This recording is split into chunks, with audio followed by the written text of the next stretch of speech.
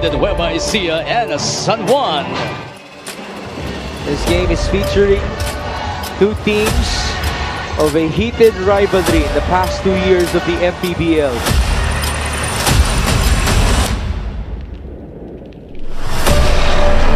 Orlan straight away, three-pointer.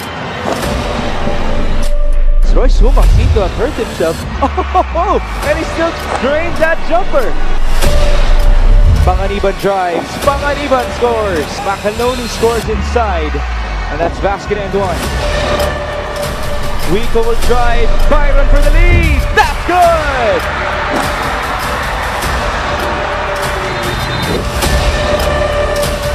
Here's the franchise player of the San Juan Knights. Orlan Momar drives. Orlan Momar will score!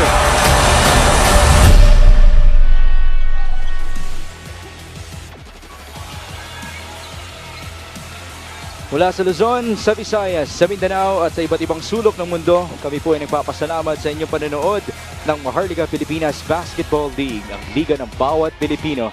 And folks, the rivalry continues as we come to you live from the Nueva Ecija Coliseum in Palayan City, the home of the Mpbl's 4th season champions, the Rice Vanguards, who are looking to stay alive in the 5th campaign of our league here in game number 2 for Chris Bitoon and the rest of Nueva Ecija, going up against the San Juan Knights, who obviously were led once again by their franchise player in Orlan Momar in game number 1, where he was able to bag his 3rd Best Player of the Game award in our postseason. There you see Coach Gerson Cabildes. He went through something like this last year, where he lost game number 1 against Coach Randy Alcantara in the San Juan Knights.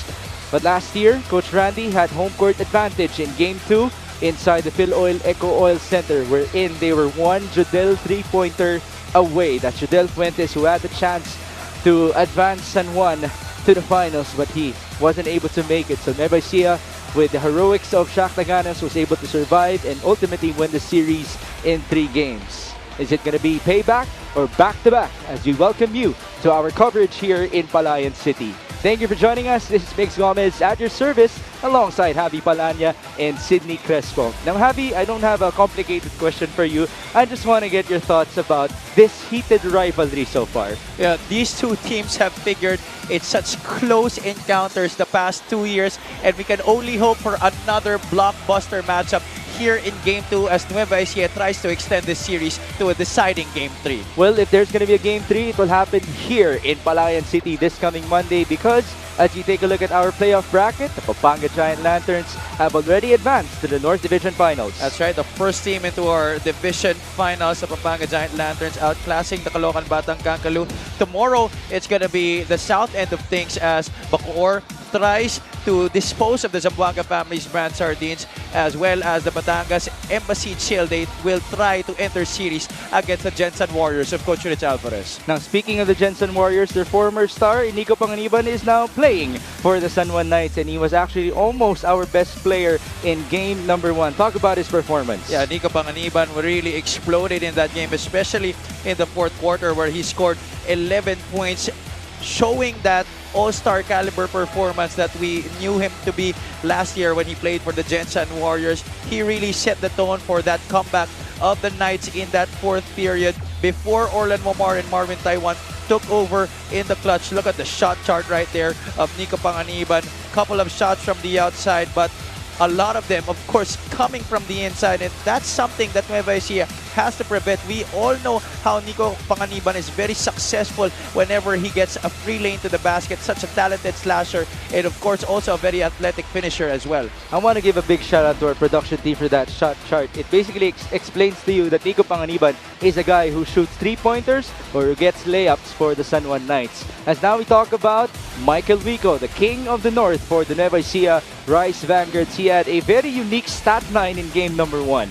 That's right. You know, Michael Wico, obviously still one of the best players here in the Mpbl, and although he seems to be up there in age, he is still a very legendary player for the Nueva Ecija Rice Vanguards, although his performance was not so legendary in Game 1 as he only scored 7 points on 2 out of 7 field goals, and that is something that Nueva Ecija needs to address, because there are more guys that are not really stepping up to the plate. Michael Wico, he's the guy that Nueva Ecija needs to look at in terms of generating offense and just also firing up his teammates in general. That's 2 field goals and 3 free throws made by Michael Vico in game number 1. And his statistics were 7 points, 7 rebounds, and 7 assists. And that's playing hurt because of recent ankle injury and a recent finger injury for Mr. Wico. Now, let's talk about more numbers in game number 1 that happened inside the Brenzigao Convention Center. A tight game that just gave a lot of amazement to our Mpbl fans. Yeah, you know, we were expecting Nueva Ecija already to come up with a victory there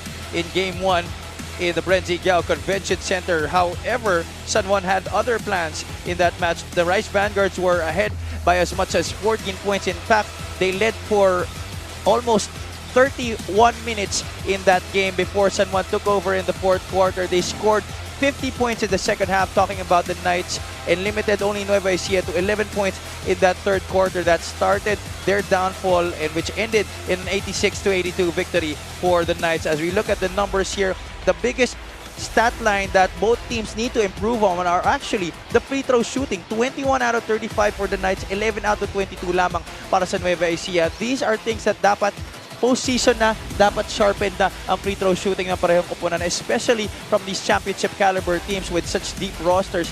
These are the little things that they need to work on to be able to secure victories para sa kanilang koponan. And we always talk about this. You have more missed free throws compared to the deficit that you have at the end of the game. That's basically the difference for you. As now we talk about our player matchup, the star point guard matchup of this series. Now, I was talking to assistant coach Joseph Guion of Nueva Ecija, and one of the biggest adjustments that they would need to make in this game is defending against Orlan Wamar. Obviously, Wamar is one of the guys that we've been talking about as one of the top franchise players in the league. We talked about that during our first game, wherein his influence on and off the court, as well as his dominance in terms of scoring the basketball in the clutch, as well as making plays for his teammates. He was a big reason why they won that first game. While Chris Bitoon, he went off to a good start in game 1 for Nueva Ecija. But again, the question for Nueva Ecija, who is gonna take over just like Hesed Gabo did last year para sa kanila? And as you can see, Roy Sumang is in street clothes, so he will not be playing in tonight's action. So you can rely on other point guards like Philip Manalang, Joshua Tanilla, Pamboy Raimundo, and Chris Bitoon to step up for Coach Gerson. Now, Chris Bitoon and Orlan Wamar are with Sydney Crespo.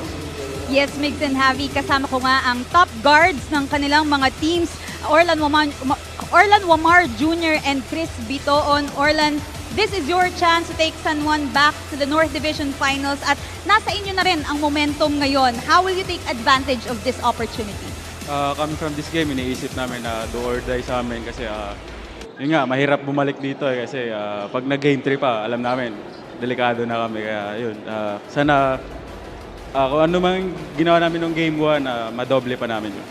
Alright, thank you so much, Orlan, and good luck to you tonight. Ngayon naman, Chris, it was a tough loss in Game 1, kaya paano ninyo babawiin itong series na ito to force Game number 3? Siguro magiging aggressive lang kami both side, offensively and defensively. Ngayon naman, Chris, ayain mo ang buong Nueva Ecija Coliseum na suportahan kayo ngayong gabi. Ayun, syempre nagpapasalamat ako sa buong Nueva Ecija na laging sumusuporta sa amin and patuloy nyo kaming suportahan sa darating na Game 3. Alright, thank you so much, gentlemen, for joining me tonight. Ngayon naman, mga kaliga, simulan na natin ang ating game number 2. Richard Tampos, take it away. Repeat for the San Juan Knights, taking game number 1 of their series versus the Nueva Ecija Rice Vanguard.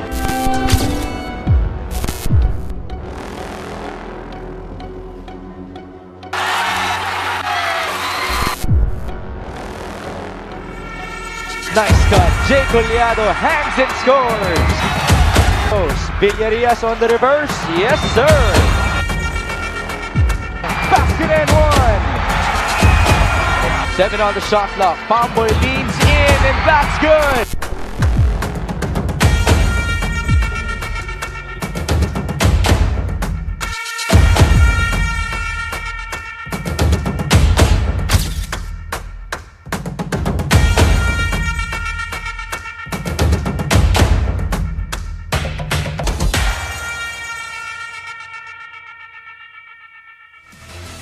Nueva Ecija Coliseum, Palayan City. Are you ready? Here are the starters. First, the Mpbl Season 2 Datu Cup champions, San Juan Knights. At guard number 24, Nico Panganiban. Playing center number 16, Zach Wang. Forward number 11, Jeff Tahonera. Power forward number 2, Mike Calisan. And at point guard number 5, the 2023 Mpbl All-Star 3-point champion, Orlan Wamar Jr. Their head coach, led by the team owner, Honorable Senator Jingoy Estrada, assisted by Randy Alcantara with Yon Garcia and Ali Bondulan. Coaching consultant is the original Tapal King, the scholar Philip Cesar. Team manager Julius Mann, co-team owner Jeremy Go. And now, for the reigning and the Mpbl defending champions, your Nueva Ecija Rise Vanguards. Power forward number 23, Jay Collado. At guard number 24, Joshua Fontanilla. Playing center number 28, the Komodo Dragon. Belated happy birthday, Michael Mabulag. Starting at guard number 29, Senor Explosivo, Mike Huico. And forward number 51, Big Bang Toto, Byron Villarias.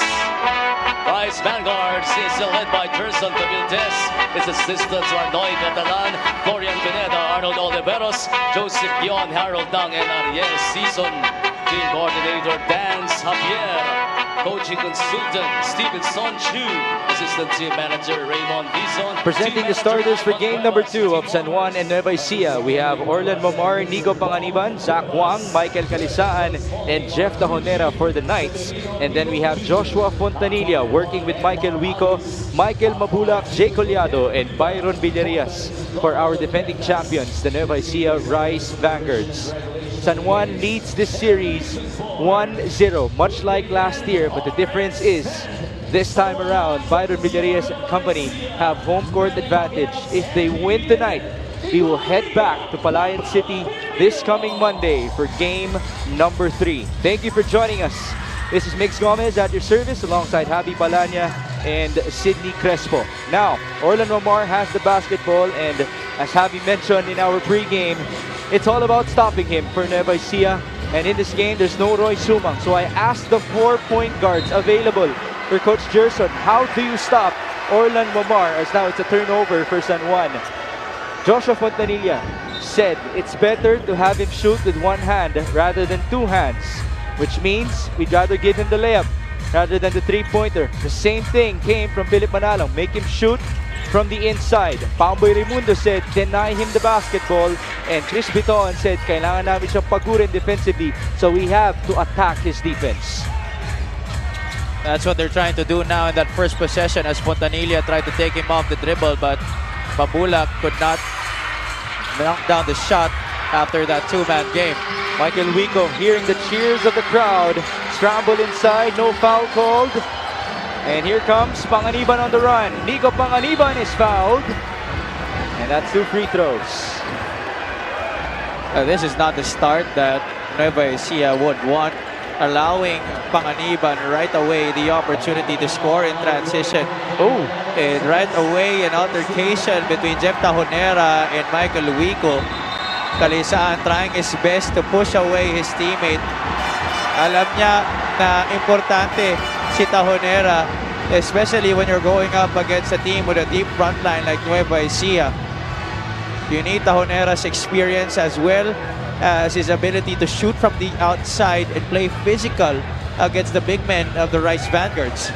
Jeff Tahonera is one of the 3 mainstays as champions in Season 2 alongside Orlan Mamar and Joseph Ubalde for San Juan. But I also have to say this.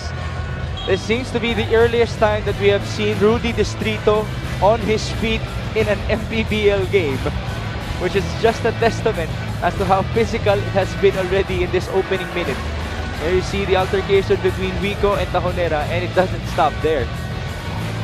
Barely a minute into this game. 9 minutes and 1 second the time on the game clock, and right away, the Destroyer already up on his feet. Look at that, Michael Calisan doing a good job of trying to push away Jeff Tajonera from trouble. Well, San Juan already knows about this. Nueva Ecija, this crowd is the type of crowd that feeds off of these moments. And Michael Wico, the reason why he's the most famous guy in this city, and we say that because in terms of jersey selling, sa kanya po ang pinakamabenta dito sa Nueva Ecija Rice Vanguards. And it's because of those types of things. He plays like an enforcer on the court for his teammates. Oh, he's not called King of the North for nothing.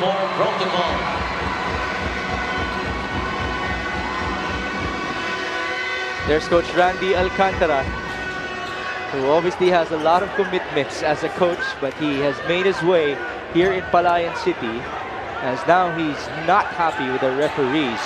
The call was a technical foul on Jeff Tajonera for violation of the uniform protocol, and I think Coach Randy is mad that hindi mo na binigyan ng warning si Jeff. So Byron is at the line to shoot the bonus. That's good for our reigning finals MVP. There have been talks about the struggles of Byron Villarias in terms of his shooting in this season, but in game number 1, he made 4 3-pointers out of 8 tries, so that's a good clip of 50% for Byron. Nico Panganiban is about to shoot free throws as he was fouled on the fast break opportunity. We talked about him in the pre-game. Had 17 points, 9 rebounds, and 6 assists in game number 1. More importantly, he was 5 out of 6 from the stripe. A good 83% clip for Nico in game 1 as he makes his first gimme. And 11 points in the fourth quarter makes. That speaks to how comfortable he has started to feel here with San Juan rather, after being up and down this whole year. Now let's take this time to present your keys to victory for the San Juan Knights. First will be 3 will be key here for the Knights. They're tied with Gensan as the #1 team in terms of 3-point percentage at 33.1%. They made 9 in game 1, but here in game 2 they'll have to make more than 10. They average 10 this year, but they'll have to make more than that because you can expect the Rice Vanguards that they're gonna pack the paint and force a lot more outside shots here against the Knights. Number 2 will be box out. Nueva Ecija out-rebounded them in game 1, 47-41, and was also able to get 18 second chance points. So that is one thing that they will need to address. Lastly is avoid digging themselves into a hole. They don't want themselves to be in a big disadvantage just like they were in game 1, because I'm sure Nueva Ecija will try their best not to make that comeback of the Knights happen here in game 2, especially playing on their home floor where they have been undefeated. Jeff Tajonera just made a 3-pointer for San Juan, and yes, they did trail by as many as 14 in game 1 versus the Rice Vanguards. Now your keys to victory for our defending champions, as there's a foul called inside. Number 1 is strong start, stronger finish. We already saw that in game 1, but the stronger finish we did not see. It was a weak finish for Nueva Ecija. San Juan was able to make a big turnaround, a 50-point second half, to be able to come away with that victory in game 1. Number 2, please don't let me go. They had a lot of turnovers, which San Juan was able to capitalize in that game, which also was the reason for the turnaround in that match. And number 3, win the war against Wamar. Wamar has been so influential, especially in the end game. And one thing we've been talking about, simula pala ng pregame, and especially with your conversations with the point guards, and if he's not able to deliver, then San Juan will be having a hard time getting the victory here in this game. It's as simple as this. To stop San Juan, it is equal to stopping Orlan Wamar, as now Calisan is trying to do the damage for the Knights. He had 10 points and 9 boards in game number 1 with 2 steals to his name. Remember, in the regular season, Calisan was actually the kontrabida here in Palayan City, as he was the one getting the most cheers from the crowd. That's why he seems to be really used to playing on the road already. Was there a violation? Yeah, on Fontanilla. He tried to box out Calisan before he even shot the ball. That may be one advantage rather of having a slow release. And Michael went immediately to complaining about Josh, as now he converts his second, or his third free throw at that. 7-3 now. Nueva Ecija down by 4. 2 minutes gone by in game number 2. Here's Michael Mabula. Pass inside. Wico will miss. As usually, a shot that he makes. Not really much resistance defensively there for the Knights. Sorry, miss for Michael Wico. And he was called for a foul as he grabbed onto Zach Wang. See, the thing is, if you even try to mess up Zach Wang on the court, he's the type na hindi babawi sa'yo. He's so silent, and he actually thrives in these situations. Gusto niya yung nakikipagbagaan against Nueva Ecija. Yeah, he has the physical tools to be able to absorb the contact and to be unbothered when you try to bump him off. And he also has that demeanor that you mentioned na hindi nga niya pinapatulan kung ano mga mental games ang sinusubukan na dalhin sa kanya ng kalaban. Unfortunately, Zach Wang just turned the ball over with a traveling violation. We're back with Nueva Ecija, almost a steal for Orlan Wamar. Here's Michael Mabula, 3 on the shot clock. Michael, someone has to fire. Josh will do, and that's a three-pointer. Remember, Joshua Fontanilla has been activated in this game because of the absence of Roy Sumang, who is out with an ankle injury. This is his first time playing in this series. And right away, delivering with a three-point shot. So that's good news for Coach Gerson Cabiltes and Nueva Ecija. This three-point shot is brought to you by Extreme One-Stop Shop Appliances. The buzzer beating three-pointers to the former USD Growling Tiger in Joshua Fontanilla.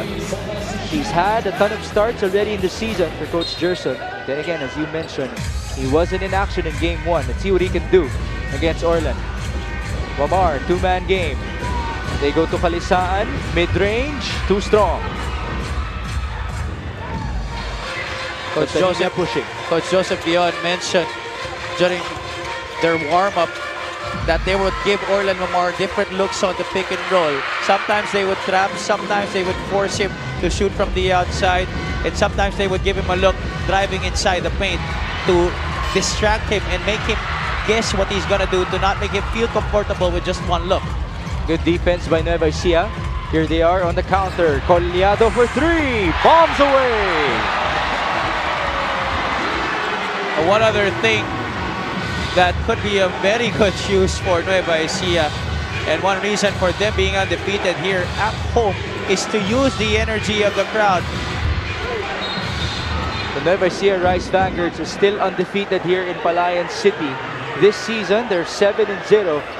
They've only lost once in 2 years, and that's to the San Juan Knights in Game 1 of last year's North Division Finals. Jay Collado, he normally does this by the end game, but why not at the start? You leave him that wide open in that top of the circle area. That's his favorite spot to shoot from the outside.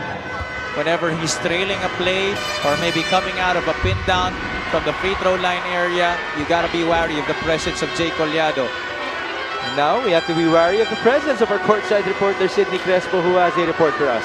Thanks, Migs. Maraming bagay ang kailangan i-maintain ng Nueva Ecija ngayong gabi. Ang kanilang 7-0 record dito sa home court, ang pagiging defending champions at ang energy na ipapakita daw nila mula first to fourth quarter. Coach Gerson Cabiltes do not want to see the same mistakes again nung Game 1. In his own words, they let it slip away. Too many fouls, too many turnovers. Tulad ng masabi ni Javi na Coach Gerson could not wait any longer for this game. Pagkatapos daw ng Game 1, he's been waiting for this moment. Let's see how he replicates last season's comeback. Back to you guys. Like, that's the type of coach Gerson Cabiltes is. He's the type that when he loses, he goes straight to the film. Hours and hours at it. Doesn't even sleep. Sometimes it reaches days that he's just watching the game of Nueva Ecija. And so you can just feel for him this past week. As you see Mrs. Mabulak on the screen, Michael is now at the line after having 8 points and 8 boards in game number 1. Oh, he'll be needing more points on the board in this one. Talking about Michael Mabulak, 8 points and 8 rebounds. That's not enough if you're one of the leading production guys para dito sa Rice Vanguards. Well, Michael Mabulak did just celebrate his birthday recently, so let's see if he can give himself a treat in tonight's outing. Pass inside, Zach Wang, one-hander, no bounce. Rebound Byron. Forward pass, almost a steal. Renz Palma, 3-on-3. Palma with a kick out. Collado for 3. That's short. There's a push by Mike. That was very obvious. Good call for our baseline referee. Blowing a whistle on that push by Mabulak. And he's obviously very upset because that's now 2 fouls on Michael Mabulak. Remember, he fouled out in game number 1. Will Macaloni now makes his first appearance in this matchup. The all-star starter for Coach Gerson in the 5th season of the Mpbl. Now Orlan will also be taking a breather. Pasok dito si Marvin Taiwan. Alisaan back at the line. First one is no good. And Senator Jinggoy Estrada is struggling a bit at the sideline. He's always like that with every missed free throw by San Juan.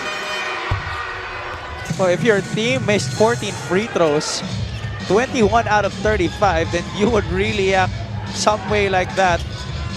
Split at the line. There are already 3 missed free throws in this game para sa San Juan, 4 out of 7 so far. That's near 50% as Fontanilla passes to Byron. His 3-pointer is long. Rebound to Nico Panganiban. Nico now steps on the bricks. He goes to Marwin. Taiwan was clutch, hitting 2 3-pointers in the 4th of game number 1. Bounce pass to Nico against Renz Palma. 10 on the shot clock. Nico Panganiban backing down. He passes. Calisan could not control the ball. Then he shoots and scores off the glass and in. Not quite sure if he intended for that to go off the back, but he'll take it. Oh, that's a push by Will. A charge. What about Calisan? He's been doing a good job on the defensive end against the bigs of Nueva Ecija. Earlier, he was able to draw a foul against Mabulak. This time, it's Will Macaloni na wala pa 2 minutes sa laro na to. And it must have really taken a lot of force from Will Macaloni to take down Michael Calisan after that 3-point make by Mike. There, see what happened. All the physicality between the 2 big men. Well, he did sell that pretty well. Macaloni was trying to argue for a flop, but that's part of the game. Sometimes you gotta sell calls to the referees. Will is still trying to plead his case to no avail. They have a couple of wet spots on the floor because Calisan went down. Now Adrian Nocom will be inbounding, a guy who struggled in game number 1. Tried to make him explain about it, and he said he also could not understand what happened. It was just an off game for him. First time daw mangyari yun sa buong buhay niya. Marvin Taiwan against Chris Biton. Marvin escapes. Good tap by Chris. Out of bounds. Poor shot right there by Taiwan. He was the only guy who was able to hold the basketball on that offensive set for San Juan. Here's Chris Biton, the best player in the 2 wins of Nueva Ecija in these playoffs so far. Turnover story, 3-4. Macaloni against Calisan. Going to Collado now. Jay, tough pass. San Juan's on the run. They have numbers. Zach Wang all the way. Sorry, miss. Rebound Nueva Ecija. Could have given it up to Ejiboy Mojica, who was trailing on the right side, but forced it up on the left was Zach Wang. 2-man game. Chris Biton, step back, 3-pointer. That's good. Oh boy, if Chris Biton continues to hit threes like that, this crowd inside the Nueva Ecija Coliseum will be in pandemonium the entire night. 13-11 now. Under 4 minutes to go in the opening frame. Nocom. That's his first field goal in this series, but that was also a tough ball for Adrian.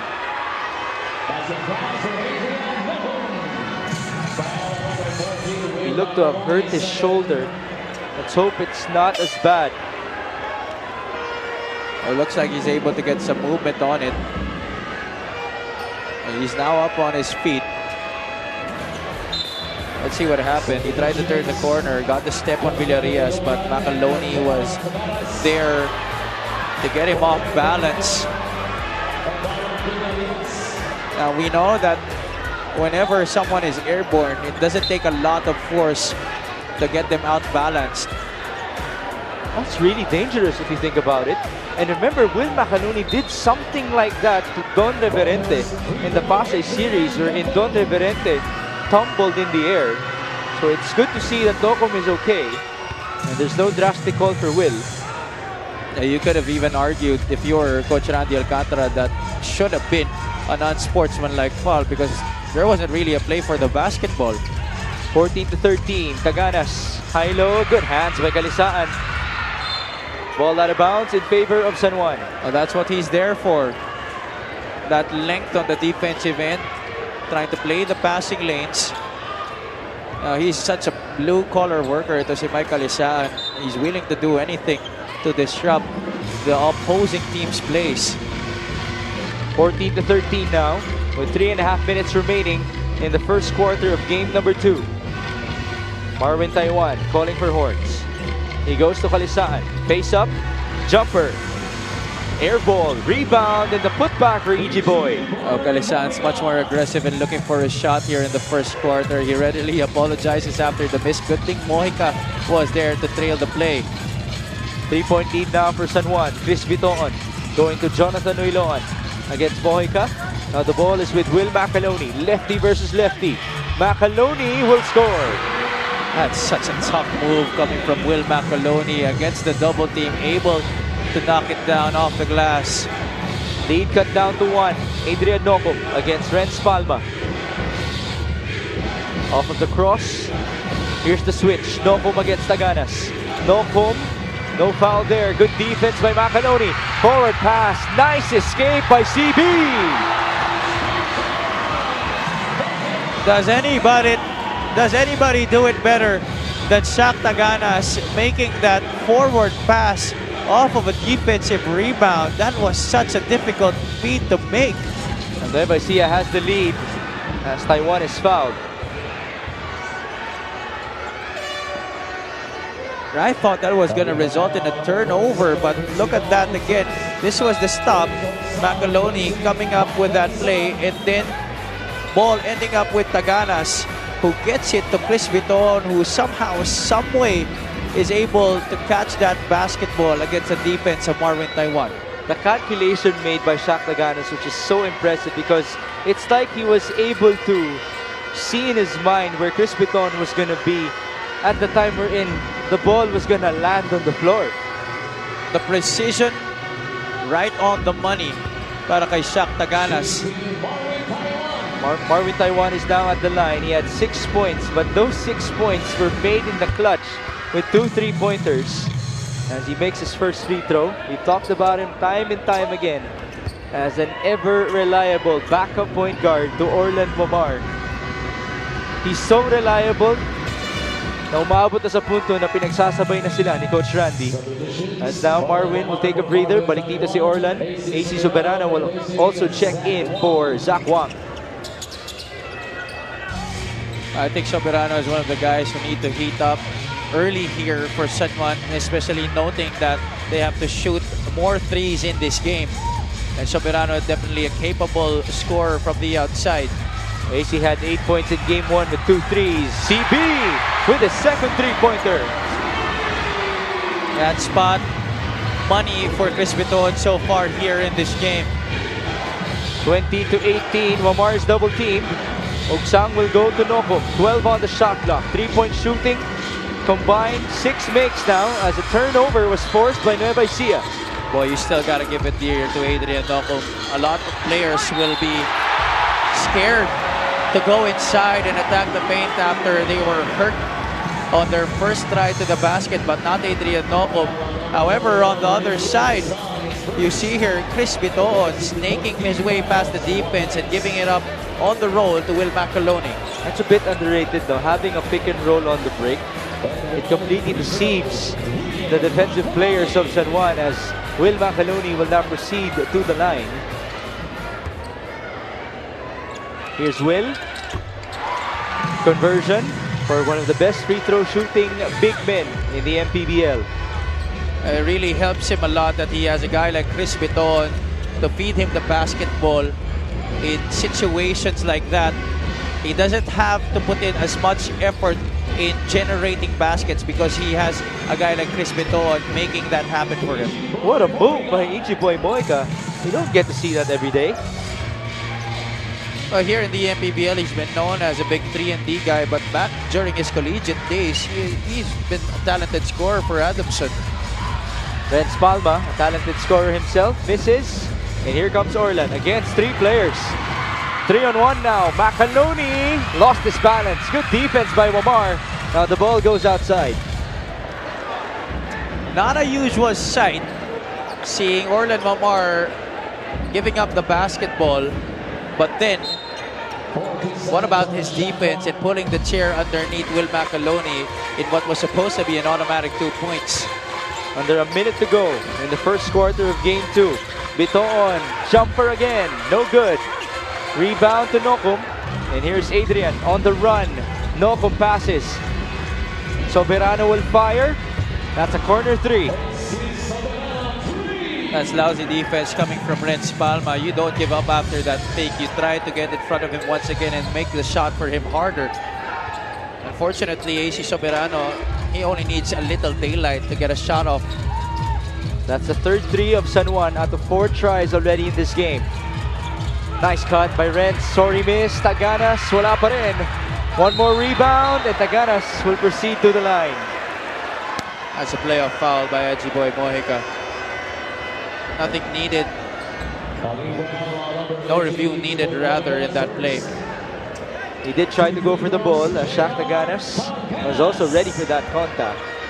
He now goes to the line. Remember, last year, Shaq Taganas was quiet for the whole 4th season of the Mpbl up until game number 2 versus San Juan, where he made that banker of a 3-pointer for Nueva Ecija to survive and give them a chance to at least return in the series and win the championship as Philip Manalang checks in.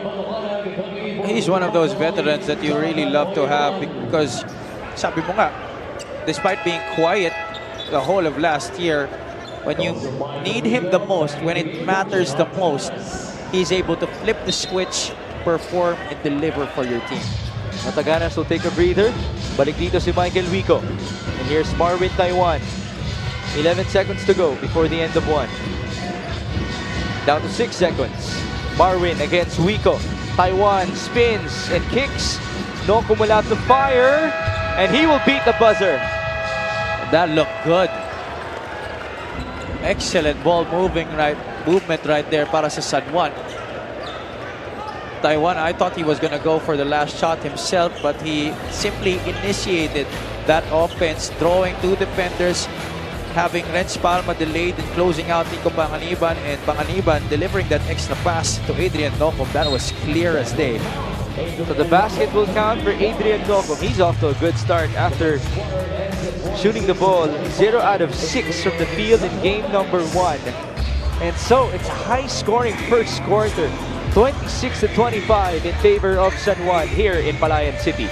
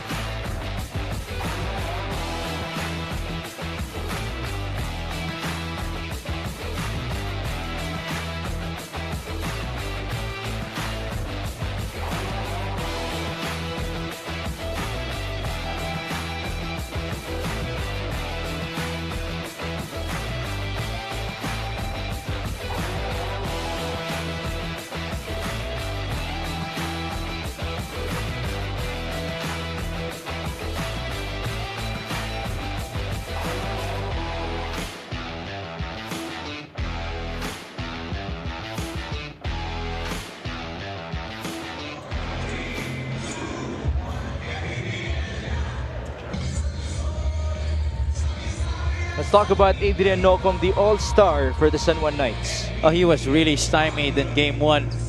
0 out of 6 from the field, good for only 3 points and 3 rebounds, but he did average 12 points per game this year. has been one of the guys na inaasahan talaga ni Coach Randy Alcantara in what has been a new look San Juan squad this year.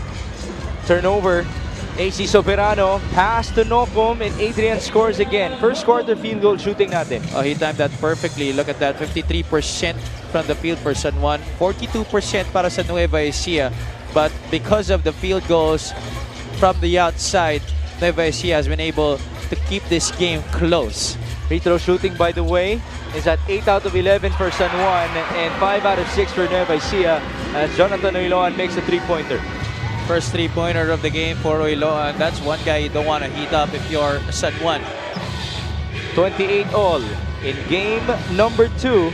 We are in the second quarter. If San Juan wins, they will take on Pampanga in the North Division Finals. If Nueva Ecija wins, we return here on Monday as Adrian Nocum just put on the skates for Nueva Ecija. Didn't we see a lot of those moves in the first game earlier? Reminiscent of Enzo Serrano, that crossover to the spin. Also the favorite move of one Adrian Nocum. So that's left to the right for Adrian and Enzo as Wamar now picked up the charge off of Bobby B. It's a moving screen. So even though Orlan Wamar hasn't been scoring, his teammates have been very effective. And that's the beauty of this team, the San Juan Knights. That's why Coach Randy Alcantara has been able to bring this team to overachieve. It's because everybody is willing to do anything that their team needs. If one guy struggles, then other players will try to step up. It's next man up mentality always for San Juan. And despite the inexperience, they make up for that with their grit, their passion, and their willingness to help their squad. Pamboy just checked back in, or checked in for the first time as Michael Mabulak returns. Those two will join Will Macaloni, Jonathan Oiloan, and Michael Wico. And then on the other hand, for San Juan, they have Orlan Momar, Zach Wang, Michael Calisaan, Nico Panganiban, and AC Soberano on the court.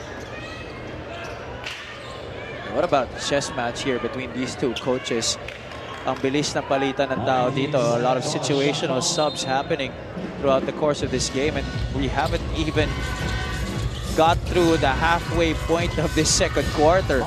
That's a nice looking jumper from Michael Calisaan, who hasn't hesitated from shooting the ball in this game. He's been very aggressive, especially in taking those shots from the perimeter, those 15 to 18-foot jumpers. Macaloni off of the cross. He's fouled. Not really much of a right side.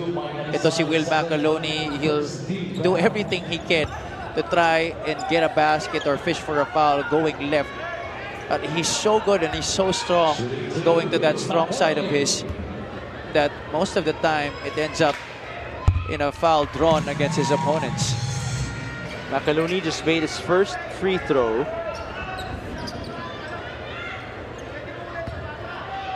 This free throw is brought to you by Extreme Appliances, ang subok at kumpletong appliance brand ng Pilipinas. Second one is no good for Will. Ball rebounded by Michael Calisaan. It's 32 to 29. Almost 2 minutes gone by in the second quarter. Nico Panganiban against Michael Wico. Panganiban backing down. Panganiban lost his footing. That's a walk. Coach Gerson, I think, also wanted an offensive foul because Panganiban tried to use his offhand to get through the defense of Wico, who was very physical with him at the post.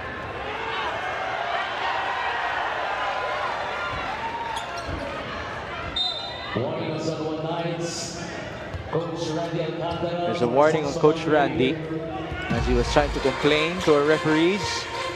3-point game. Pamboy will go to Jonathan Oiloan. Pass inside. Macaloni against Calisaan. Will score. Panganiban got hit. He looks to be winded. He's getting chippy out here. Did you see what happened to him? A lot of elbows and arms flying about. I'd love to see a replay on that play. Coach Randy is signaling that there was an elbow to the face of Nico Panganiban. see what happened here. This was a great setup for Nueva Ecija. Macaloni breaking free from the defense on that baseline exchange. There you go. It was Calisan actually who hit his teammate. Nothing much to say there. We shall continue. Juan bringing down the basketball. It was actually the force of a Nueva Ecija player that caused Calisan to bump into Nico Panganiban. Yeah, but the referees were correct not to call anything. Now Calisan was fouled on the other end. Still holding on to a 1-point lead. San Juan, after all, is a team that has so much pride here in the Mpbl because this is really impressive. San Juan's minimum in the past years of the Mpbl is the North Division Finals. Last year's finish was actually their worst finish in their history in this league. But we'll talk more about that later on as now we turn you over to Sydney Crespo. Buo ang loob hanggang dulo. Ito ang nakita ni Coach Randy Alcantara sa kanyang San Juan Knights noong Game 1. Para sa kanya, body language pa lang daw ng kanyang players. Alam niyang lalaban hanggang dulo. And now that they are only one win away to snatch this series, Coach Randy reiterates, we need to grab the opportunity. Nag-focus sila last week sa pag-recover ng kanilang mga katawan to be strong enough to face a refreshed Nueva Ecija. Tonight, Coach Randy says it is up to his players to run the show and perform. Your thoughts on this, guys? Well, I remember from the press conference, Coach Randy credited his men on the court for being physical with Nueva Ecija, to say the least. Yung sipag nila, dinaan nila sa kanilang sipag at tiyaga, no? Because you think about it pound for pound, Nueva Ecija totally has that advantage in the interior as Jonathan Uiloan makes a three-pointer. And so, that brings us to Sydney's report, and we also had to give some room for San Juan's bodies to recover. Yeah, that's right. You know, it's not an easy feat going up against the defending champions, a team that has so much talent, and a team that you cannot take lightly in whatever situation. They may be up there in terms of age, but you know that in situations like this, especially with their backs against the wall, they have so much pride, as we've gone on to mention so much in this game, na hindi naman sila papayag na basta-basta na lang sila madedethrone dito, and against a younger team at that here in San Juan. Panganiban will kick that ball out. Marwin for three. That's good. Marvin Taiwan, 5 points already here in this game, nearing his total from Game 1, where he had 6. Those 2 3-pointers in the fourth quarter. Early on here, he's trying to play a vital role in terms of putting points on the board. Marvin Taiwan just gave us the 10th lead change in game number 2. It's now 35-34.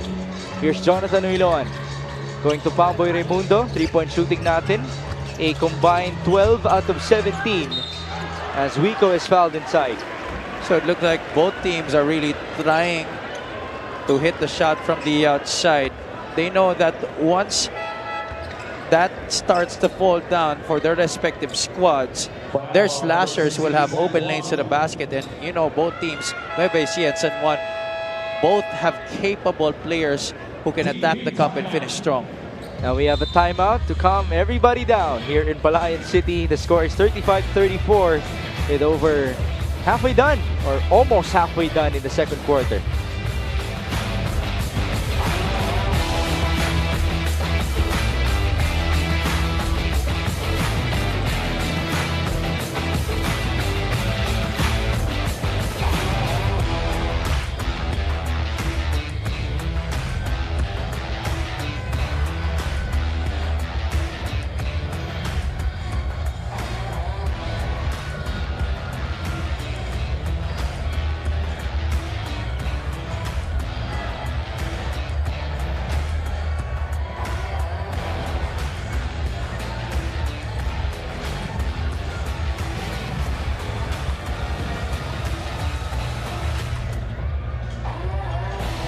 Mula sa Luzon, sa Visayas, sa Mindanao at sa iba't ibang sulok ng mundo, maraming salamat po sa inyong panonood ng Maharlika Pilipinas Basketball League, ang liga ng bawat Pilipino, kung saan magandang pinapakita ng San Juan, not only in the season but in the past couple of years.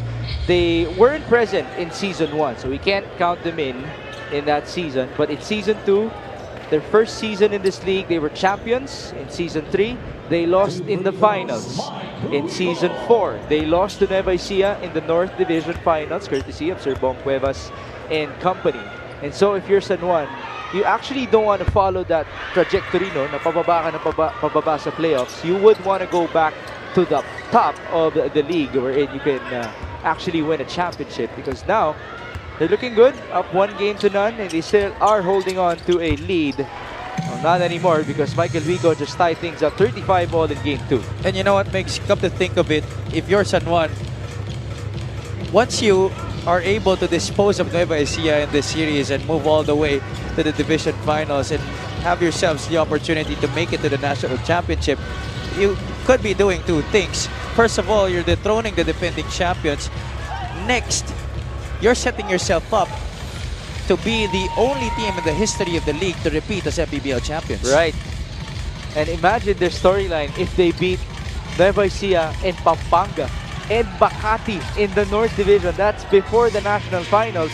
Wherein, if you pick among those 4 present right now in the South, those are all Titans.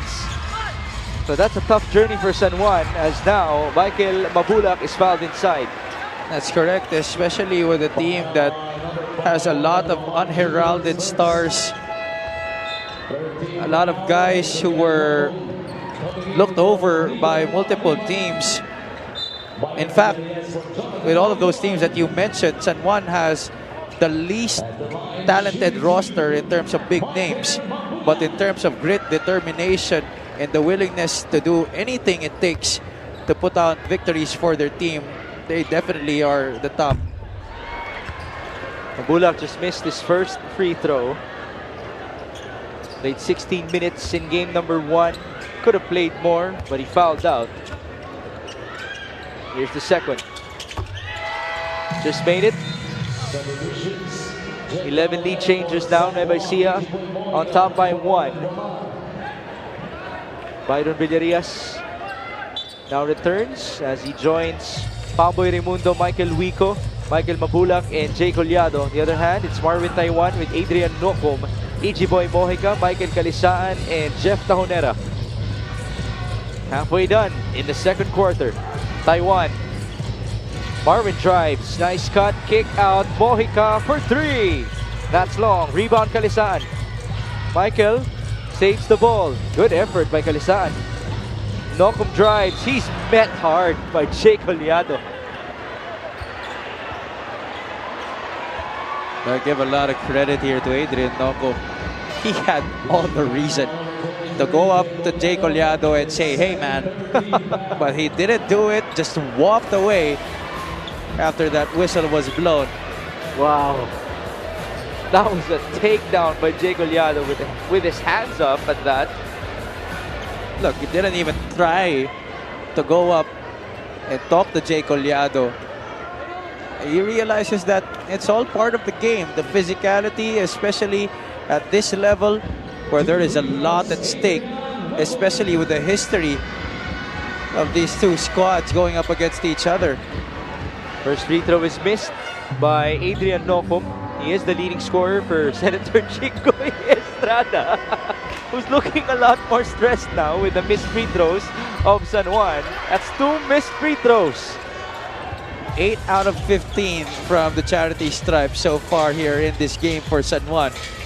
That's after being 21 out of 35 in game 1. Collado straight away, too strong. Rebound to Calisaan. Numbers for San Juan. Taiwan, he stops and pops. And he misses. Rebound to San Juan, and that's a foul on Byron.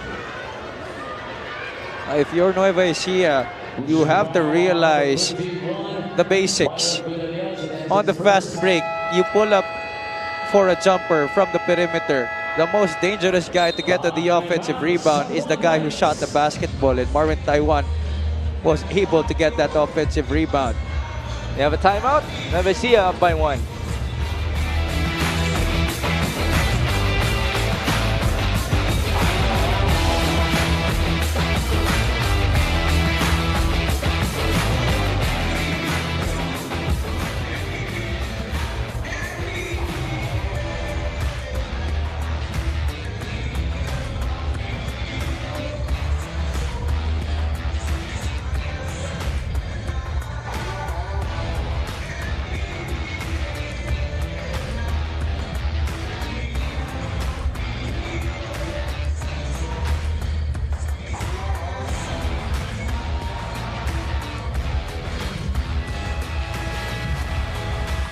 Let's talk about the ever so hardworking Michael Calisan, who's one of the few big men left on this San Juan roster.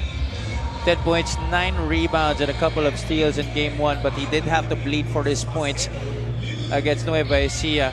4 out of 13 from the field. Tonight, he's much more efficient already with 8 points and 6 boards. He has been more aggressive and more efficient in getting his shots off. San Juan is down by 1, 35-36, with 4 minutes and 22 remaining before halftime in game number 2. Adrian Nocum is being defended by Michael Uico. Those two play like each other, much like how we talked about it in game number 1. Nocum driving left, he lost the ball. Missed opportunity there for San Juan, especially coming out of the timeout. One of the things that coaches hate when your team turns it over as soon as you throw up a play. Turnover story at 7-10 in favor of the Rice Vanguards. That is actually usually their problem. They're number 1 in the league in assists, but they're also one of the worst in turning the ball over. As Pamboy makes that jumper. Pamboy Raimundo, very capable scorer at the point guard spot para dito sa Nueva Ecija, but he's been hot and cold this season. Minsan mahaba ang playing time, minsan hindi.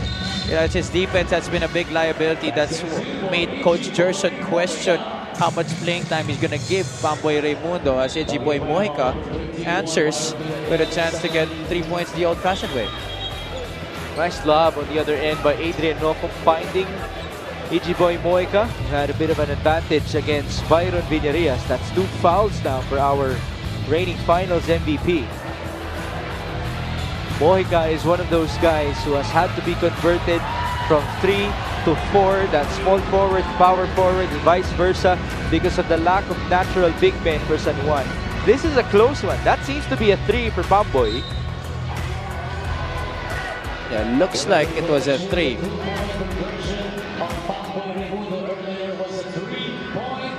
So it is a 3. Sakto lang yung shoe size ni Pamboy Raimundo. 39-37. Here's the bonus for Boy Mojica. That's no good. And the woes continue for Senator Jinggoy Estrada. Big shout out to our director for giving us that shot each and every time San Juan misses from the line. Collado turned the ball over. Here's Nocum on the run. Numbers for San Juan. Taiwan back to Adrian. Pass inside. Calisaan. 2 free throws. He already had the basket, talking about Adrian Nocum.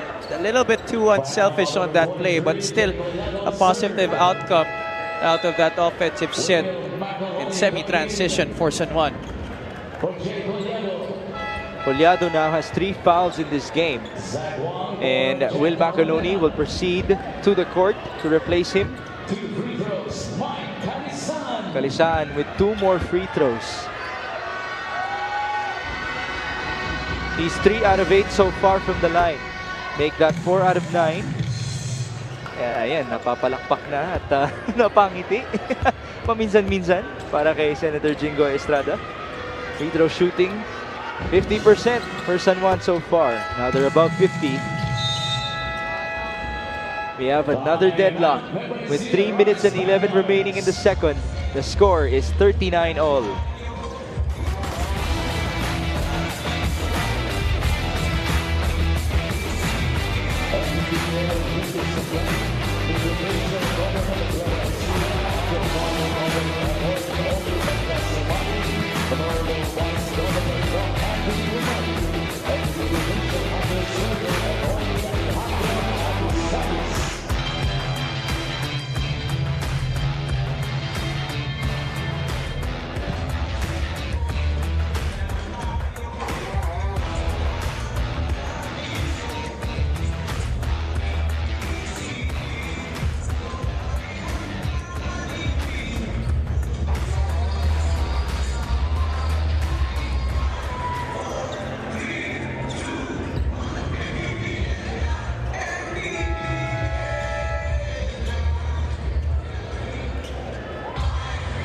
have seen 5 deadlocks and 11 lead changes in this game so far. A lot of people are enjoying the action. Big shout out to Madam Ryan Cuevas, Mayor Vian Cuevas also joining us at the sideline. Coach Mike Perez is watching as well. Matiin din natin ng happy birthday at happy watching si Carlo Angelo Hipolito. And good evening as well to JL and Lenzo Goriseta. Matiin din natin si Sir Jake Hooper all the way from Las Vegas. It's 39 all in game number 2. This is Mix Gomez alongside Javi Palanya and Sidney Crespo. Pass inside. Macaloni, one more feed. Wico will miss. And here come the Knights. Oh, that's a second point blank miss of Michael Wico in this first half. 3-pointer in and out for EG Boy, and that's another foul. Kalisaan will proceed to the line. So it's not just from the perimeter, but also inside where Kalisaan is doing damage here for San Juan. And the other bigs of Nueva Ecija, in fact, actually all of the bigs are having a hard time trying to slow him down. Now that could have been the third foul of Michael Wico, but now Nueva Ecija will be challenging it. Michael Kalisaan, by the way, has shot more than half of the free throws of San Juan, 10 out of the 18, although he did miss 5 of his gimmies. This is the first challenge for today, following the victory of the Pampanga Giant Lanterns against Caloocan Batangkan Kalu. So somewhere out there on the roads of Nueva Ecija, that Pampanga van is riled up right now, obviously, with very happy people, as they also for sure are scouting this game, because the victors of this series will be facing them in the North Division Finals. The challenge was unsuccessful. The challenge was unsuccessful, so that's 3 fouls now on Michael Wico. Jay Collado also has 3 fouls. That's not a good sign there for Nueva Ecija. As you can see here, this was the play in question. Kalisaan ending up with the offensive rebound against his former fellow San Sebastian Stag. Now we have to enumerate the people in foul trouble for Nueva Ecija. Collado and Wico have 3, as Kalisaan misses his first gimme. Mabulak has 2, Vidarias has 2, and Macaloni has 2 as well. And these are all usually the key rotation pieces for Coach Jerson Gabildes. Kalisaan, he will continue to try and make situations happen here for his squad, no matter how much he misses. Field goal scoring natin in the second, 5 out of 9 to 4 out of 10. Off of the turnover, here's Marwin Taiwan, 3-pointer off to the right. No foul there. And here comes CB. Could have been another push against Nueva Ecija. Got away with a whistle there. Bito on drives, Bito on kicks. Mabulak saw an opening, and that's a foul on the swipe of Marwin. You can see for Nueva Ecija, not a lot of post action for the bigs of the Rice Vanguards. San Juan is forcing the frontline players of Nueva Ecija to play face-up or attack from the outside, put the ball on the deck, and force them to make mistakes from there. So far, it's been working. They've been keeping this game close. Orlan Romar now returns for San Juan. The biggest lead is 5 so far. It's been that tight here in Game 2. We have another wet spot on the floor, as Nico Panganiban is given time to check in as well. He will replace EG Boy Mojica. Panganiban will now try to chase Byron Villarias on the defensive end. 14 on the shot clock, baseline inbound. Jonathan Uiloan. He goes to Macaloni. And now there's a whistle blown inside, a foul on Zach Wang. Was it on Zach? It was indeed. I think, yeah, they will be reviewing this. Remember, Mabulak already has 2 fouls. Let's see who's in foul trouble for San Juan. Kalisaan has 2. Tahonera has 2. That's it. Zach Wang should be safe here. And if you think about it, it should be the opposite. It should be the Knights who should be in foul trouble, owing to the difficulty in trying to handle the bigs of the Rice Vanguards. But unfortunately for Nueva Ecija, San Juan has been doing a good job of keeping Nueva Ecija out of the paint and out of the low block. The foul is on Zach. Michael Mabulak will be proceeding to the line. Again, belated happy birthday to the, and I hope I get this right, the Kimono Dragon? Komodo Dragon. Komono Dragon. I think I might be thinking of a restaurant as of this moment, as you get to see Sir Bong Cuevas. And of course, we have the wives and the rest of the families of these Rice Vanguards watching at the sideline.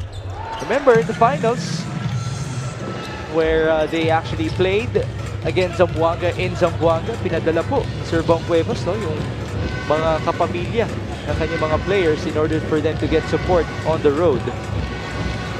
By the way, Migs, just very quickly, talking about birthdays, happy birthday to Quezon's Mark Pangilinan and Imuses Macmac Cardona. Happy birthday to you, sirs. We truly miss you here in this league. See you next season as Michael Calisaan makes another jumper. San Juan back in the lead here. Calisaan looks like he really prepared himself to be sharp in this game in terms of hoisting up those jumpers. That's where he's been getting the bulk of his points. 13 points now for Calisaan. Wamar is on the run. There's the pass to Nocom. Adrian flies and misses. Calisaan again. No putback, but he recovers. Orlan from the corner. That's his first field goal. Another effort play right there for San Juan. Mabulak trying to muscle his way through. Nice help defense by Adrian Nocom. That's just not going to cut it if you're Nueva Ecija. You could see on that previous play a ton of white shirts trying to go for that offensive rebound, which eventually did end up with them. They were able to produce that outside shot. Look at Adrian Nocom flying out of nowhere to stop what could have been an easy 2 points for Michael Mabulak. Baseline play, good bounce by Uylon onto Byron Villarias. There's a foul called on Adrian Nocom. A little miscommunication on the defensive end there during that baseline out of bounds of Nueva Ecija para dito sa San Juan Knights. It should have been a switch. That's why Nocom was delayed in getting to Byron Villarias. Byron misses his first free throw. He had 14 points with 3 boards in game number 1. Villarias actually was able to hit his stride early. He was one of the big factors why Nueva Ecija was able to establish a double-digit advantage early in game 1. Here, he hasn't really been able to make much of an impact. He made 3 3-pointers, right, in the first half of game 1, only making 1 in the fourth quarter. 45-41. Nico Panganiban will drive. There's the pass to Tahonera. Nice fake by Jeff, and he was able to deceive Jonathan Uylon. That's why many people are still wondering why Tahonera has been getting a lot of playing time. That's one of the reasons why. He can play under duress. And most of all, he's one of the bigs who can match up with the physicality of Nueva Ecija. Oh my goodness, Orlan Wamar just pulled up from Splash Island. Just couldn't drain it. And here comes Philip Manalang. Mabulak trying to seal inside. There's the trailer, Shaq Taganas. Shaq needs a teammate. Cross court he goes. Manalang, 9 on the shot clock. Philip goes to Michael. Mabulak, too strong. And there's a foul inside. Boy, is it gonna be a long evening again for Zach Wang. Well, now at least in the past couple of minutes, the Nueva Ecija bigs have been able to assert their dominance inside. When the shots go up, they've been able to get into prime position for offensive boards. However, that free throw by Taganas was short. Nueva Ecija is now 10 out of 17 from the line. Second one for Shaq. He gets his own board. That's what he's known for. And he will go back to the line. But who fouled him? Was it Zach? I think it was Adrian Nocom. Because that could have been Zach Wang's 4th foul. So it's Nocom.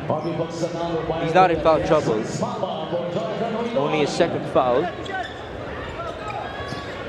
The Knights are lucky that they've been able to establish a sizable cushion going into the halftime break, despite these mistakes they made in the past couple of possessions. They're also lucky that Nueva Ecija hasn't been making their free throws. That's 3 straight misses already for JR Shaktaganas. Fourth one still no good. And there's another foul. That means free throws again. No, I think it's going to be just a lane violation. Just a lane violation. So it's going to be a replacement free throw. Number 5 now for Shak. Or in Taiwan na having a word with our referee. May change ball na tayong gaganap, no? Tingnan natin kung makakatulong yan kay Shak.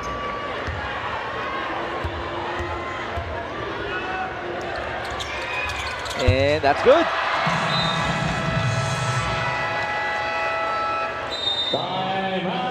That's like one of the loudest cheers I've heard for a free throw in the Mpbl.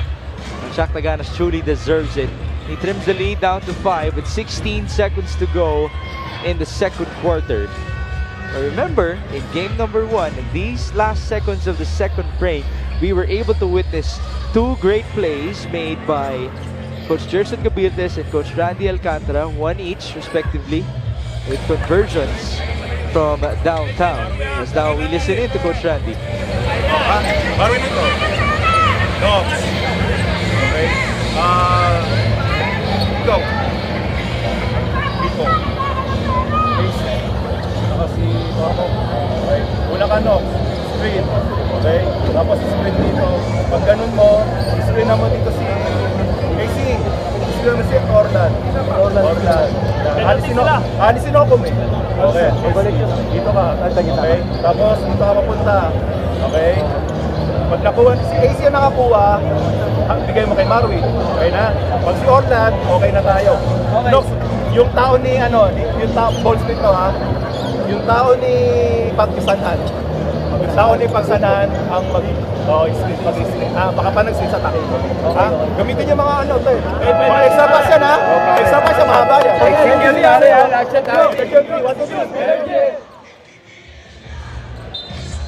I wish there's a way for us to tell Harvey Pagsanhan to brace yourself in these last 16 seconds because he's going to be attacked by San Juan. Before we proceed, I want to give a big shout out to Sir Christopher Conway and the rest of the Bacoor City Strikers watching the game from Batangas.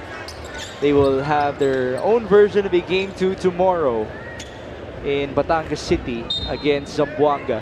And Batangas will be taking on Jensen as well. Here's the inbound. Orlan Wamar, defended by Joshua Fontanilla. Harvey is covering Adrian Nocom. Nocom will be giving the screen. 7 seconds to go. Wamar stepping back. 3-pointer. No foul there. Rebound Pagsanhan and he will lose time. Excellent defense right there. Very disciplined by Nueva Ecija to end that second quarter. San Juan was not able to get the switch that they wanted. Fontanilla stayed with Wamar. That forced him into that tough challenge 3-pointer to end the quarter. It's been a very physical game. Up until this moment, a guy went down. That's Joshua Fontanilla as he got into it with Adrian Nocom for a while there, but no drastic call given up by our referees. And we have our leader of the half, and that is the guy who has been working extra hard inside and out. It's Michael Calisan. Almost a double-double already para sa kanya. 13 points, 9 rebounds, 3 steals makes. That's one of the big things that Michael Calisan has brought to the table here for San Juan. Big reason why they're up by 5 after the end of the first 20.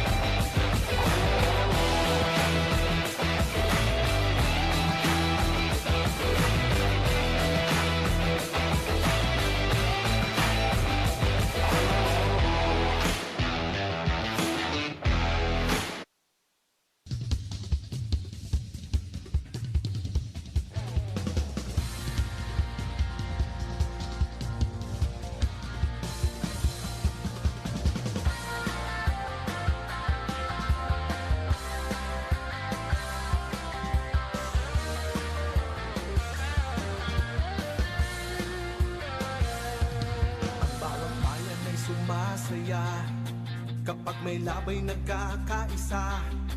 Luzon, Visayas, Mindanao, basketball na. Ang bawat labay pinaghahandaan, kaya yumayanig ang bakbakan. Todo suporta ang lahat sa kanya-kanyang kubunan.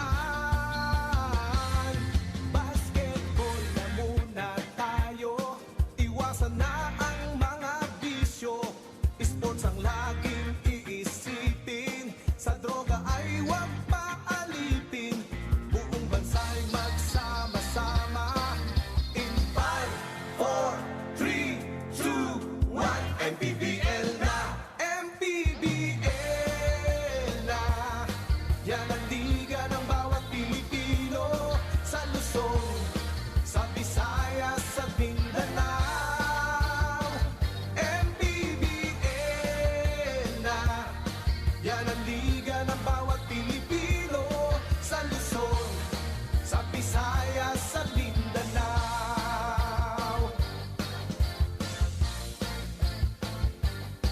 Ang bawat laban ay nakakakaba, dahil sa husay ng bawat isa. Sigawan ay yumayanig kapag nag 3 points na. Bawat bayay di patatalo, buong barangay ay suportado. Kahit ano ang mangyari, sama-sama tayo. Basketball na muna tayo, iwasan na ang mga bisyo. Sports ang laging iisipin, sa droga ay huwag paalipin. Buong bansa'y magsama-sama. In 5, 4, 3, 2, 1, Mpbl na! Mpbl na! Yan ang liga ng bawat Pilipino, sa Luzon, sa Visayas, sa Mindanao. Mpbl na! Yan ang liga ng bawat Pilipino, sa Luzon, sa Visayas, sa Mindanao.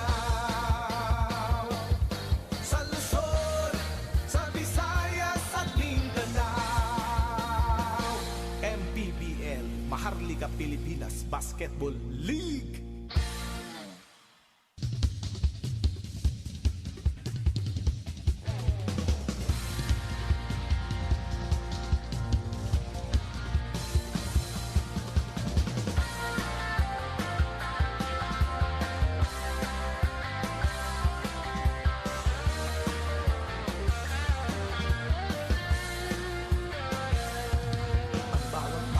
Sumasaya kapag may labay nagkakaisa.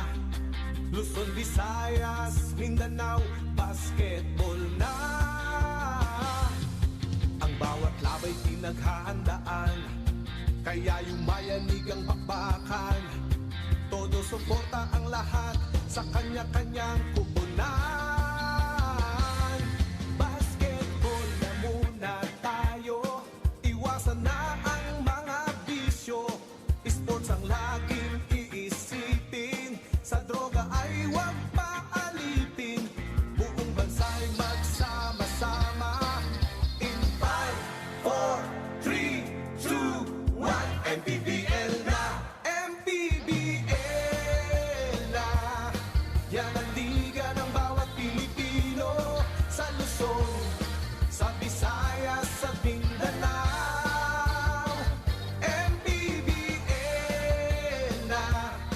Yan ang liga ng bawat Pilipino, sa Luzon, sa Visayas, sa Mindanao.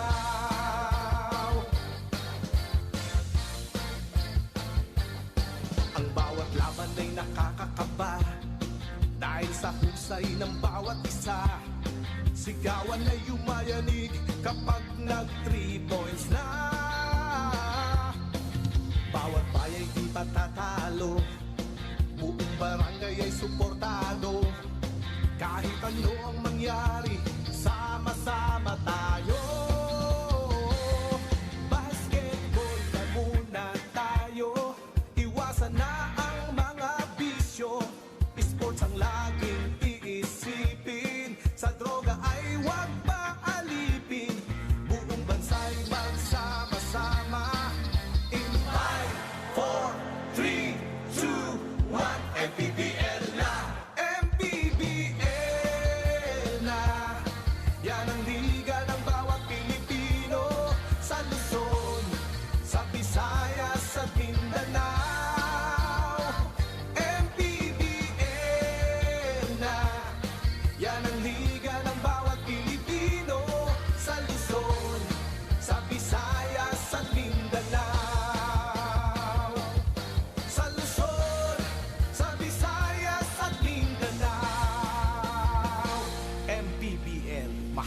Pilipinas Basketball League.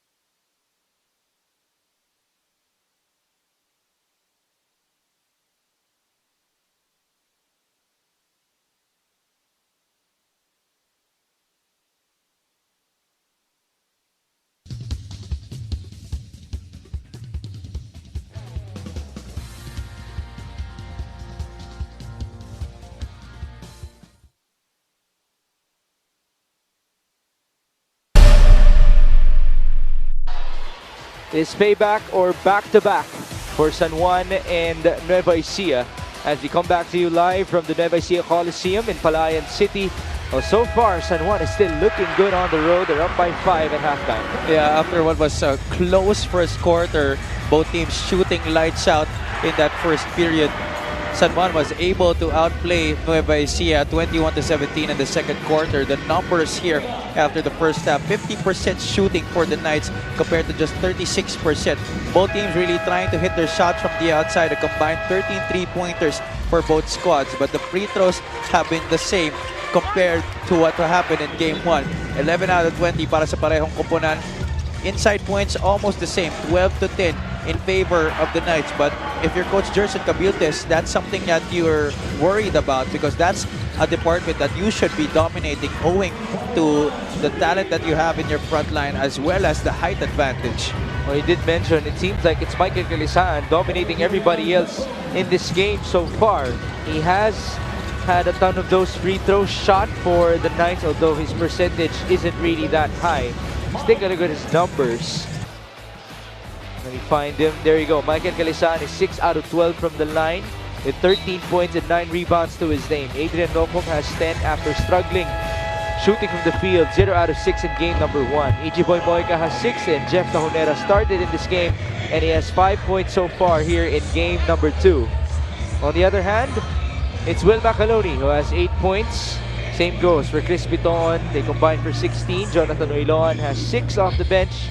And Shaq Taganas with 3 hard-earned points. He has gone to the line a ton of times already as well.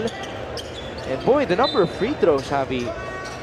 So it's 11 out of 20 times 2. So that's 40 attempts already from the line in this game. In game number 1, we had a total of 57 combined. So with that, would you actually say that this game is a lot more physical? Oh yeah, definitely. Both teams refusing to give an edge, especially when players are able to get inside the shaded area. Di lang basta-basta pinapakawalan for those easy getaway baskets. If an offensive player is able to get away from the initial defense, the help defense makes sure that no easy basket will be made. They're willing to give up those personal fouls. And the battle for the rebounds as well has been very tough. If you're actually seated at the sideline, which we are, so if I may share my thoughts for a bit here, I actually tend to get scared already for the players because of us feeling the body contact by the players. Nararamdaman mo na parang at any moment may masasaktan na eh, no? Ganun That's correct. ka-physical. And you know, this is exactly what playoff basketball is all about. And I'm sure Coach Gerson Cabiltes reminding his players that you have to have a sense of pride being the defending champions. And hindi mo pwedeng basta-basta pinibigyan lang ng easy baskets itong kalaban mo, ang San Juan Knights. And during the first game, San Juan, courtesy of Nico Panganiban, had a lot of opportunities. That's why they were able to make a comeback in the fourth quarter and eventually win the ball game. There was a foul on Josh Fontanilla. Everybody's enjoying the action here in Palayan City as San Juan looks to close out the series. If Nueva Ecija wins, we will return here inside the Nueva Ecija Coliseum this coming Monday for game number 3. Palma goes to Macaloni. Strong side for Will, and he finishes. Better patient offense right there for Nueva Ecija. Reds Palma not settling for a 3. He knows that he hasn't had a good percentage from the outside. Instead, attracting the defense and getting it to Will Macaloni. But Calisan continues to work hard here for San Juan. That's another bucket inside the paint. And a tough feed by Orlan Romar, attracting the defense of 3 blue shirts before that pass. If you notice, the leading scorers at the half for San Juan, all frontline players. We did talk about inside scoring as well with the numbers that we were able to present to our viewers. San Juan still has the advantage in that area as Macaloni looked to have been hit hard in that previous sequence. See what happened. Here was the drive. And Tahonera giving that forearm to the neck of Will Macaloni. That definitely should account for something. And it really is something that would get you off guard, though, because how often do you actually get hit at the neck? this could be an unsportsmanlike foul. It is. On San Juan Knights. I'm actually trying to remember now. With our playing days, have you ever gotten hit on the neck? Is out of the playing court. I don't even remember. And there you go. Tahonera is thrown out of this game. He already had a technical foul earlier in the first quarter for the infraction of the uniform protocol. So that's going to be it for Jeff Tahonera. That's a big development for Coach Randy Alcantara because Tahonera has been playing well on both ends of the floor. 5 points to his name and playing good defense against the bigs of Nueva Ecija, save for that sequence wherein he put his forearm to the neck of a driving Will Macalone. Now, per our head of referees, George Maxino, if you get ejected from a game and you have at least one unsportsmanlike foul, then most likely you're going to be suspended for your next game. And that gives even more reason for San Juan to try and finish off Nueva Ecija here in this game, because aside from the fact that the Rice Vanguards will have momentum if they force Game 3, San Juan is going to be depleted in terms of frontline personnel when going up against Nueva Ecija in that decider. Sa lagay na yan, bawas na nga sila sa kanilang big men with Kevin Villafranca out because of a calf injury. Kenneth Villapando is also out because of an ACL injury. And same goes, an ACL injury for Ron Denison. 49-45, Renz Palma will drive. Palma will miss. Rebound, Nueva Ecija. Montanilla will now slow things down. Two-man game. Josh attacks. Josh almost lost the ball. Tough turnaround shot. No basket. There's a loose ball foul. That's going to be against Jay Collado. Mojica doing a good job of jostling for position against the heftier and bigger Jay Collado. And that's the fourth foul of Collado in this game already. As now, we present to you again the keys to victory of Javi Palanya for the San Juan Knights. Your evaluation so far? 3 will be key. I give a check mark on that because they had 6 3-pointers in the first half, and that's on the way to getting 10 or more 3-point makes in this matchup. Number 2, box out. Nueva Ecija was still able to out-rebound them in the first half, so that's an X mark. Lastly, avoid digging themselves into a hole. That's a check mark because obviously they finished the first half on top by 5 points and they continue to hold the advantage. Now your keys for Nueva Ecija. Strong start, stronger finish. That's an X mark, definitely. They did not start out the same way they did in Game 1. It remains to see if they will finish this game on a higher note. Number 2, baby, please don't let me go. They haven't been doing a good job of taking care of the basketball. 10 turnovers already in this game para sa Rice Vanguards. Number 3, win the war against Omar. That's a check mark. So far, Orlan Omar has not made a significant impact in this match, but we all know that Omar tends to make his presence felt during the second half, especially in the fourth quarter. And it's not like Orlan Omar is forcing things for San Juan, and his teammates also have been playing very well. That's a tough step back, but Adrian Nocum just made it. There was no hint of hesitation on that dribble breakdown move by Adrian Nocum.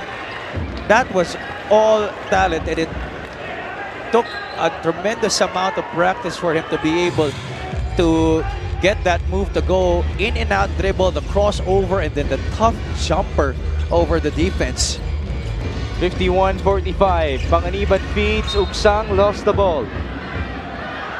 Ugsang, due to the exit of Jeff Tahonera in this game, has had to come on here for Coach Randy Alcantara, and we're now also seeing Joseph Ubalde check in for the first time. Oh, that was a quick sub para dito kay Ugsang. Just a minute of play for him here in the second half after only playing 3 minutes in the first 2 quarters. Here's Montanilla going to Will Macalone. Now they go to Renz Palma. He pulls up. Nice looking jumper. Well, that's what the defense has been giving him, and that time he decided to take that jumper. Nocum asking for the clear out. This is a nice matchup. Nocum versus Palma. Nocum lost the ball. Nueva Ecija is running 3-on-3. They go to Renz. Nice cross. Palma tried to feed to no avail. The other end we go. Nico Panganiban. They have numbers.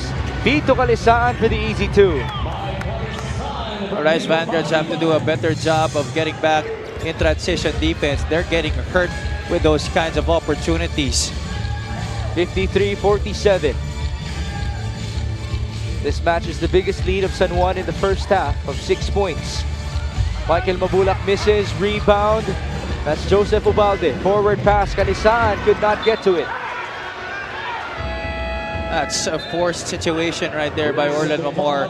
There was no need to get it quickly to Mike Kalisaan because you still had the option of getting it to the left corner where Adrian Nocum was waiting. We go back, Chris Biton's way. He won't let the clock move as of this moment. Now he picks the ball up. Chris working with Michael Mabulak. There's the roll. Mabulak attacks. Nice defense by Kalisaan. Ball out of bounds. They went for the trap. Forced it out of the hands of Chris Biton. Good job rotating for Michael Kalisaan to prevent an easy 2 points by Mike Mabulak. Now, I can't avoid asking this from you, Javi, as Chris Biton misses from downtown. If there's an argument that Orlan Mamor is the main guy for San Juan, would you say that Chris Biton has been the main guy for Nueva Ecija in these playoffs as Nico Panganiban scores for San Juan? Oh yeah, I would agree with you in that remark. He's been really putting on the points more than he's been doing in this regular season. He has really stepped up his game. He knows that he's one of the guys that Coach Gerson expects to fill in the shoes left by Hesid Gabo. That being said, is there also an argument as Panganiban scores again with a tough move? Is there an argument that if you're San Juan or the opposing team to Nueva Ecija, you have to stop Chris Biton to stop the Rice Vanguards? Well, not completely, but he is definitely one of the guys that you have to put your attention to. And we have to remember that Biton has already been a star in this league, so he definitely has the capability to elevate a team's play just by his mere individual performance. Oh boy, great moves those were by Nico Panganiban, who, as much as he did it in game number 1, he's trying to do it again here on the road. It's now a 10-point advantage for San Juan in Palayan City.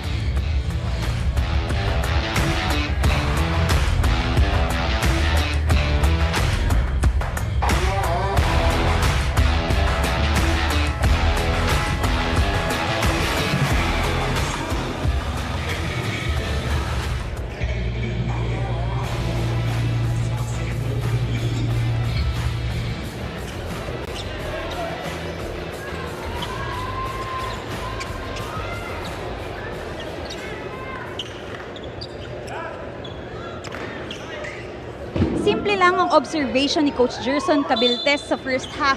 Ang Rice Vanguards daw ay nabibitin ng kanilang rhythm dahil sa mga unnecessary fouls and turnovers. Very uncharacteristic para sa defending champions. Now, Coach Gerson calls out his players and asks them na kailangan na nilang simulan sa disiplina kung gusto nilang magka-game 3. Now, for this second half, ang sabi niya, kailangan na daw nilang mag-commit sa kanilang defense and battle it out on the boards. Let's see if this can be the wake-up call for the Rice Vanguards. Mix and Happy? It's really that tight for Nueva Ecija. You have to be almost perfect with your discipline on the floor, especially against a well-oiled machine in the San Juan Knights. Now, Michael Wico and company are down by 10 as Wico gets fouled.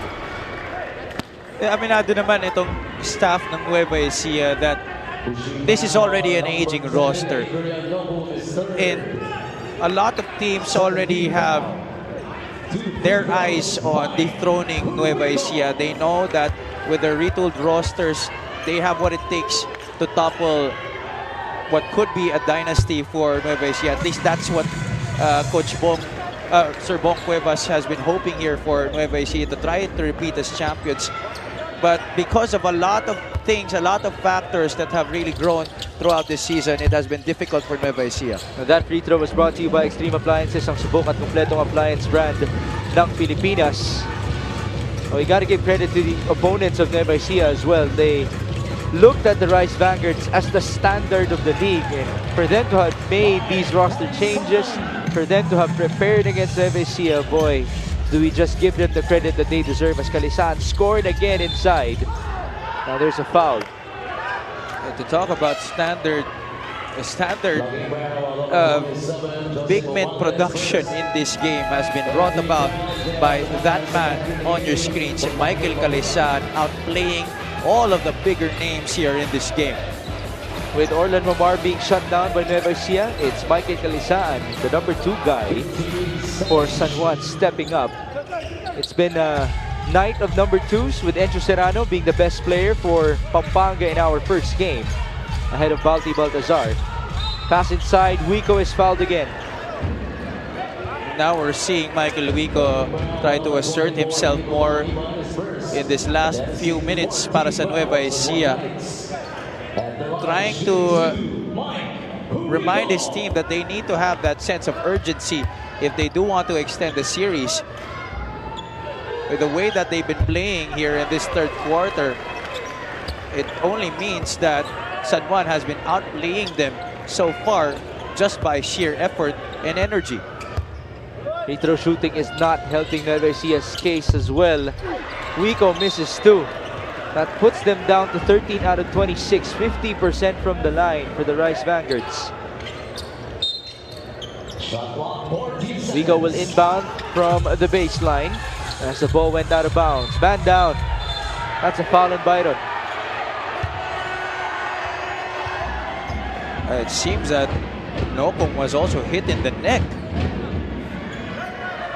And that would be the 3rd foul of Byron Villarias. Now, Will Macaloni is telling us that it was another flop by Adrian Nopong. Pulang-pulang nga naman yung mukha ni Adrian as of this moment. And there you see the hit by Byron. Yeah, that it definitely was a foul. I'm not sure if they could elevate that to an unsportsmanlike foul, but it definitely has grounds to. Byron Villarias continues to struggle in this game. We all thought that with a good performance that he turned in during game 1, we thought that it was going to be a start of greater things once more para kay Villarias, who has struggled mightily this season in terms of shooting the basketball.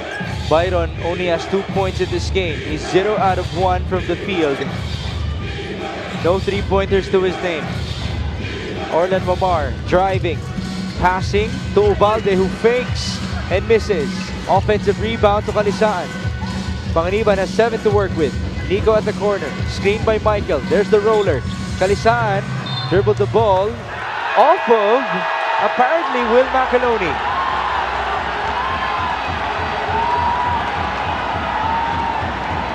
It seems they're going to correct this. It seems everybody here knew that it was going to be last touch San Juan.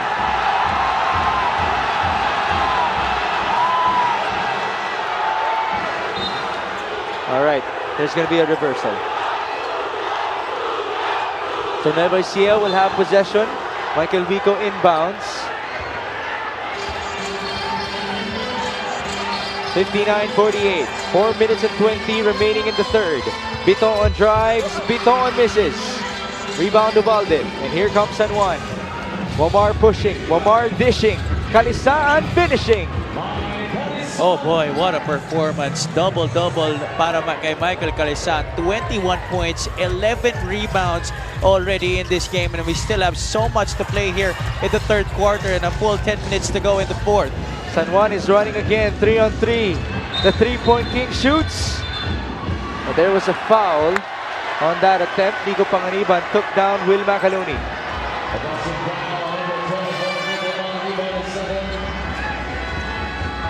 That's going to be a rare turnover here in the third quarter para sa San Juan.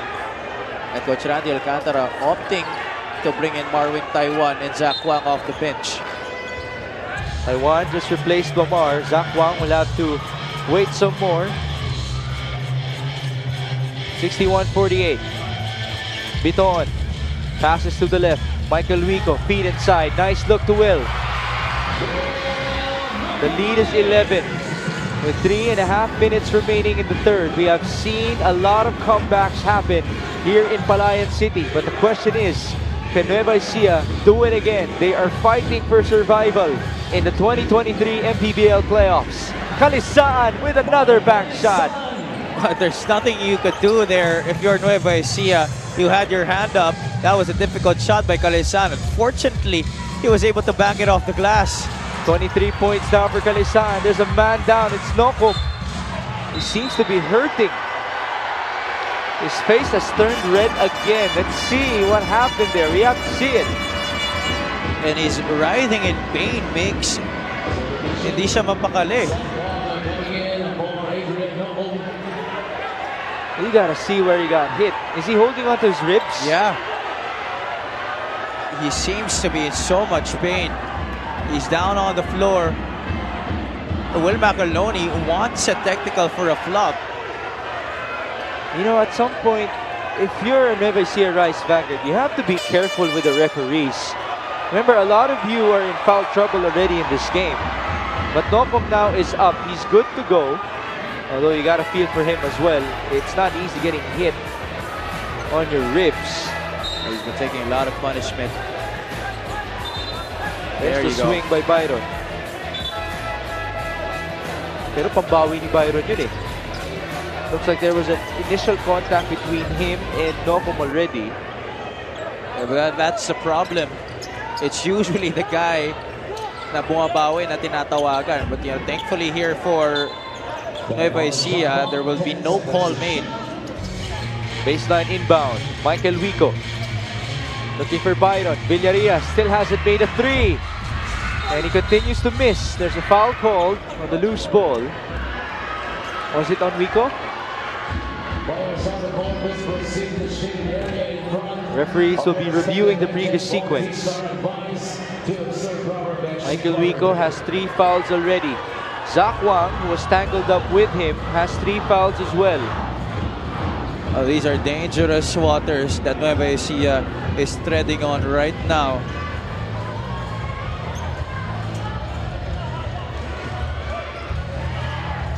Wico was even lucky that he didn't end up with a quick goal right there, because right after our referees blew the whistle, he drew a reaction that hit one of our officials. That usually is an automatic technical. Right. See what happened. This was the Byron miss.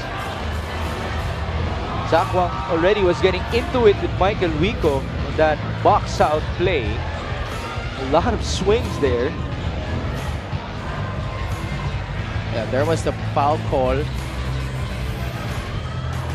There you see Wico spurning a reaction that didn't really agree with what happened, but it looks like it's going to be in their favor. So Zach Wang will be called with a personal foul. So it's going to be 2 shots. So Zach Wang is in foul trouble.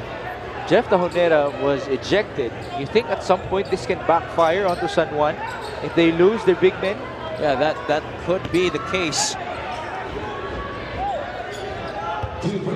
Michael Wico will go back to the line. It hasn't been the easiest night in terms of shooting gimmies for Nueva Ecija. Wico makes his first one. He's now 3 out of 7 from the stripe.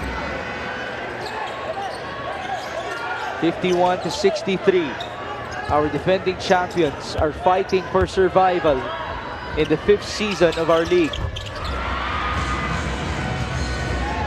Game number 3, if it happens, if it is necessary, it will happen this coming Monday here in Palayan City. Pampanga, somewhere out there, should be and must be scouting this game as they await for their opponents in the North Division Finals. Marwin Taiwan drives it, kicks. Panganiban from the corner. That's a 3. It seems that every time Nueva Ecija is on the brink of a comeback, San Juan is able to answer back with a basket that deflates the Nueva Ecija defense. This is now the biggest lead of San Juan in this game. And in this series as well, this match is their biggest lead as Will Macaloni goes back to the line. This is now a big test of character for the Rice Vanguards here in this game. Still a lot of basketball to be played, but with the way things are going, the Knights have been able to dictate the tempo and pace of this game. Second free throw is good for Will Macaloni. By the way, we just saw Kenneth Villapando and Ron Denison, two players with ACL injuries for the San Juan Knights. Of course, we hope for their speedy recoveries and their strong recoveries. Right now, it's up to EG Boy Mojica, Michael Calisan, and the rest of the white shirts to hold the fort against the Rice Vanguards. 66-54, under 2.5 minutes in the third. Marvin Taiwan working with EG Boy Mojica. 11 on the shot clock. Taiwan on the cross. He passes to AC. Nice fake. And there was a foul on the floor. That's Byron's fourth foul. That's exactly what Coach Randy was calling from the sideline. He was waiting for the man of Joseph Ubalde to commit a mistake as he tried to set the screen to free up AC Soberano.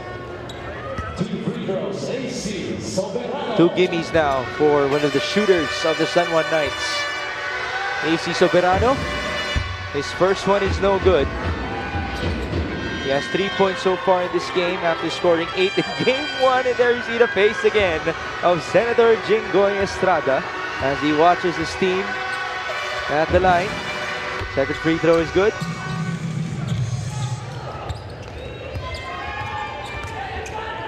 (67-54).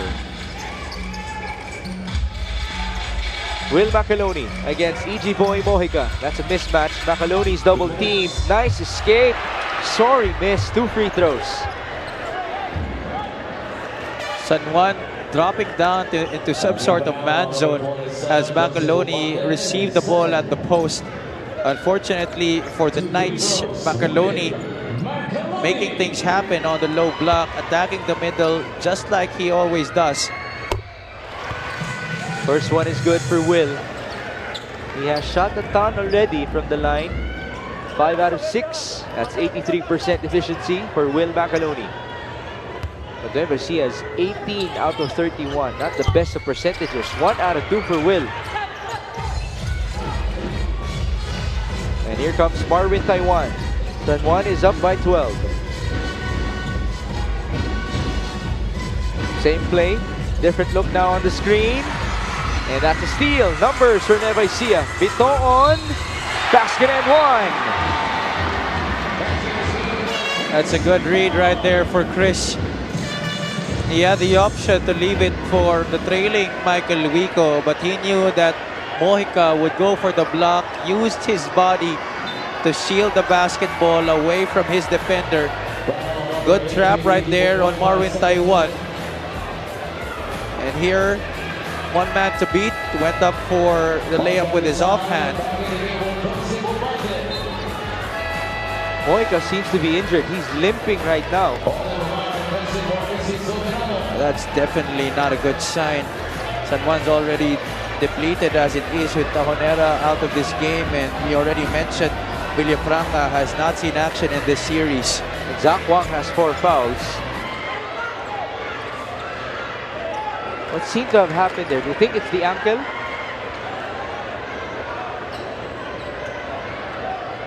I hope it's not what I think it is. Oh no, he's holding on to his knee.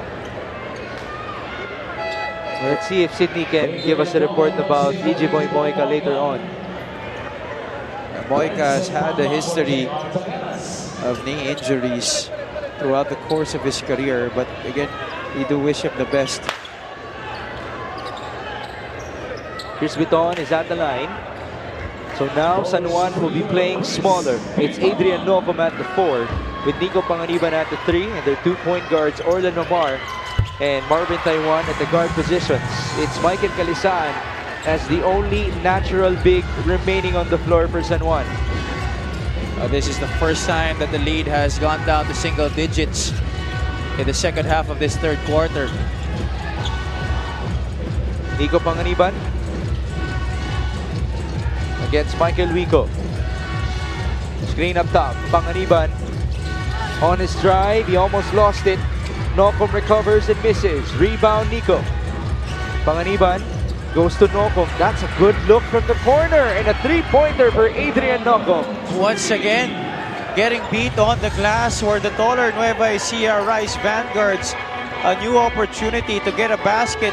It ends up with a free look for Adrian Nocum, who has done a wonderful job of hoisting it up from the outside. San Juan is now 8 out of 15 from downtown as Will Macaloni answers back.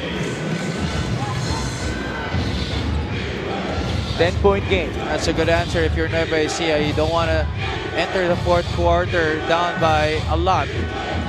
40 seconds to go before the end of the third. Marvin Taiwan working with Kalisaan. Marvin passes. Wamar drives. One-hander. That's too strong. Ball tapped away in favor of Nueva Ecija. And now San Juan's upset. Looks like Coach Randy will be challenging this.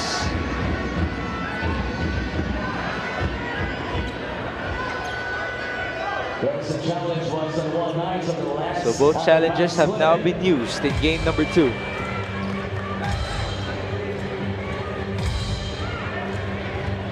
Again, to remind everybody, this is a rivalry game. If you think about it, between San Juan and Nueva Ecija, they've been battling it out since last year, not only in the regular season, but in the playoffs. San Juan was responsible for handing Nueva Ecija its first loss in the 4th campaign of the Mpbl and its only loss at home in 2 years. If San Juan wins tonight, this would only be the 2nd defeat of Nueva Ecija here in Palayan City. And this would also mean elimination for our defending champions if they lose tonight. But if they win, they will force game number 3 back here in this venue this coming Monday.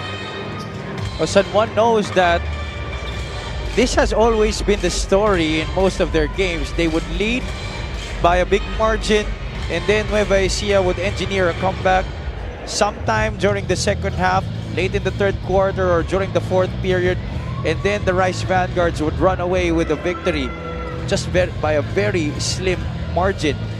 So the Knights would want to avoid deja vu here on their home floor. We remember that during the regular season encounter, they had to go into overtime and escape the Knights because of Will Macaloni's go-ahead basket off a pass by Roy Sumang. And again, Will Macaloni is playing in this game, but Roy Sumang is in street clothes. But that's the coach's decision for Nueva Ecija. They do have 4 more point guards to utilize in Chris Bitoon, Pamboy Raimundo, Philip Manalang, and Josh Fontanilla. On the other hand, the depletion is at the front line of the San Juan Knights, with Kevin Villafranca being out because of a calf injury, Jeff Tajonera being ejected from this game because of a technical foul and an unsportsmanlike foul.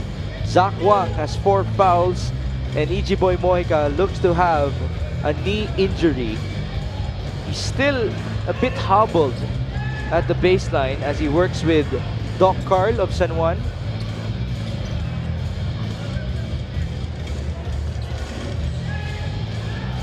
Again, we're waiting for the challenge on the out-of-bounds call by the referees. It looks to be San Juan was successful. who will be getting possession. The challenge was successful. Here's the replay. The ball bounced high off the glass. There you see it, yeah. Very clear it was off Will Macaloni. So it's going to be a baseline inbound for Orlan Wamar as he works with Kalisaan, Panganiban, Nocum, and Taiwan. Orlan looking for a teammate. There's Nocum. 24 seconds to go before the end of the third. Here's Orlan. Screened by Kalisaan. Wamar trapped by Macaloni, and it's all worth it for Nueva Ecija. That's good hands for Will Macaloni. Yan ay sinasabing trap ng Nueva Ecija, giving different looks to Orlan Wamar in that pick and roll. Sometimes it would be drop coverage. Sometimes they would go under the screen and force him to shoot from the outside. They don't want him to stay comfortable in just one defensive look. There was supposed to be a situational sub for Coach Randy and Joseph Ubalde, and yes, he will be checking in for Michael Kalisaan. Kalisaan has 3 fouls in this game, so he better be careful as well. Collado will check back in, but he has 4 fouls already. 14 seconds to go here in the third. Pamboy Raimundo against Orlan Wamar. Screen by Jay. Nice fake. Collado to Iloan. His 3-pointer is good. Execution to perfection para sa Nueva Ecija Rice Vanguards. What a great way to end that third quarter. Jonathan Oiloan coming in for that sole purpose of knocking down an outside shot. Collado not settling for the 3-point shot, getting it to the better shooter with a better look. Jonathan Oiloan knocking it down from the outside to cut this lead down to 7. Might just be the momentum that they need to begin the fourth quarter as they try to stay alive in the 2023 Mpbl playoffs. It is 70-63 in favor of San Juan after 3.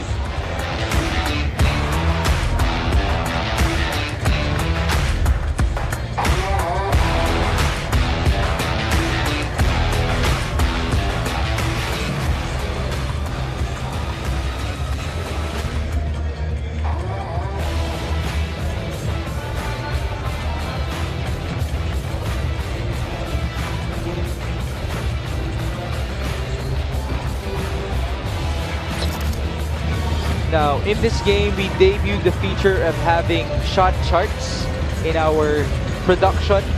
And it's going to be very, very useful for us because we have to understand the struggle of Adrian Nocum in game number 1 and how he has recovered here in game number 2.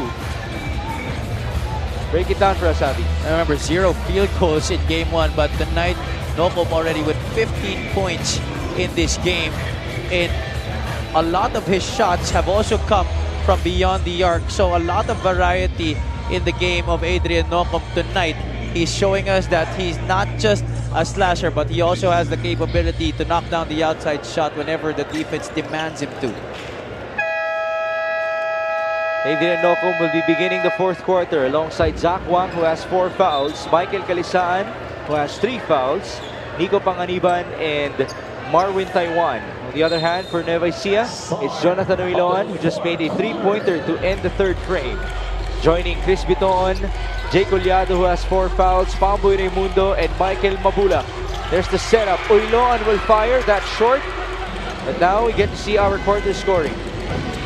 San Juan still winning that third quarter, 23-21. And for Nueva Ecija, you gotta be worried because the Knights have been able to break the 20-point barrier in all of our 3 periods. So this is gonna be a quarter where they'll have to play their utmost defense against the Knights.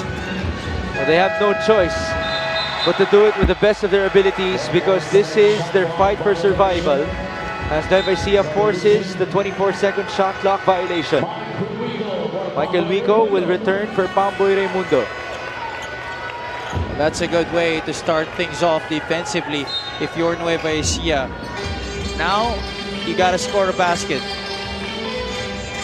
Chris Biton, the best player in the 2 winning games of Nueva Ecija in the playoffs. That's long on his 3-pointer.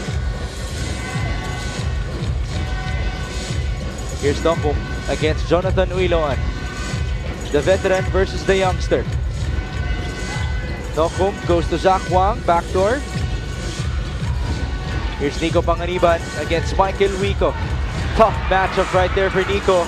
2 on the shot clock, and that's a foul on Michael Mabula. A heads-up play by Zach Wang against the very experienced Michael Mabula.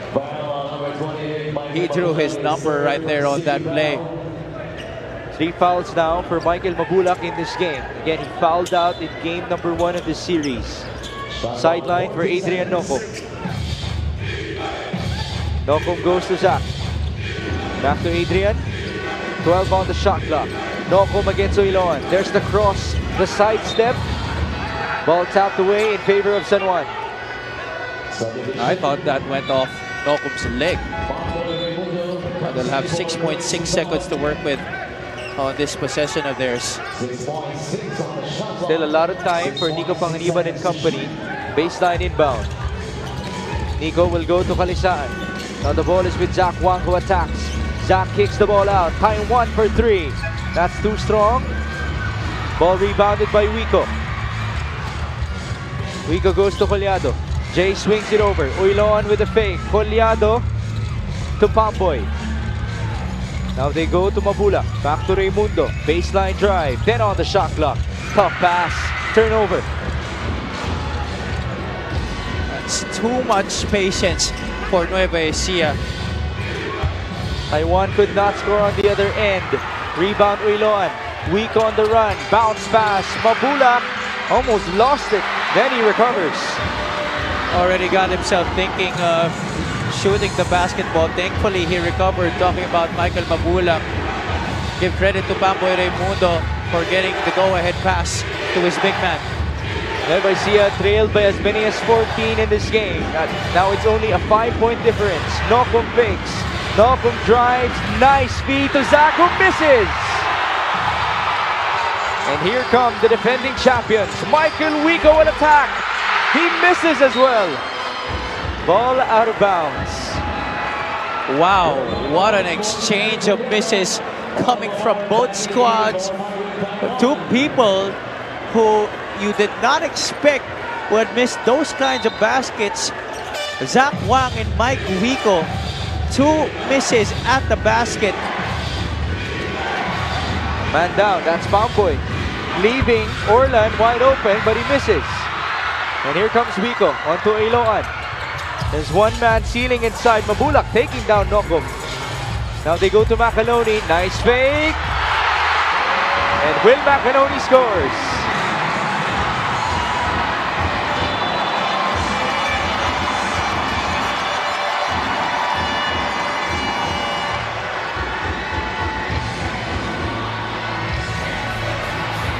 The crowd is definitely loving it here at the Nueva Ecija Coliseum.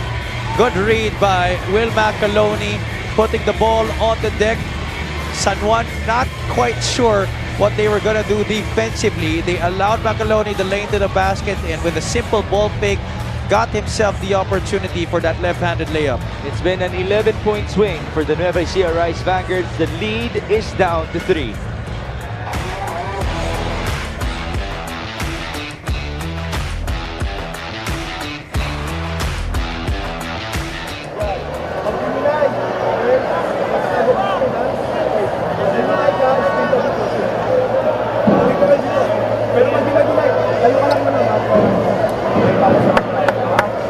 Bate ko magano. Saka. Hey, let's go. Hey, defense. 1, 2, 3. Defense.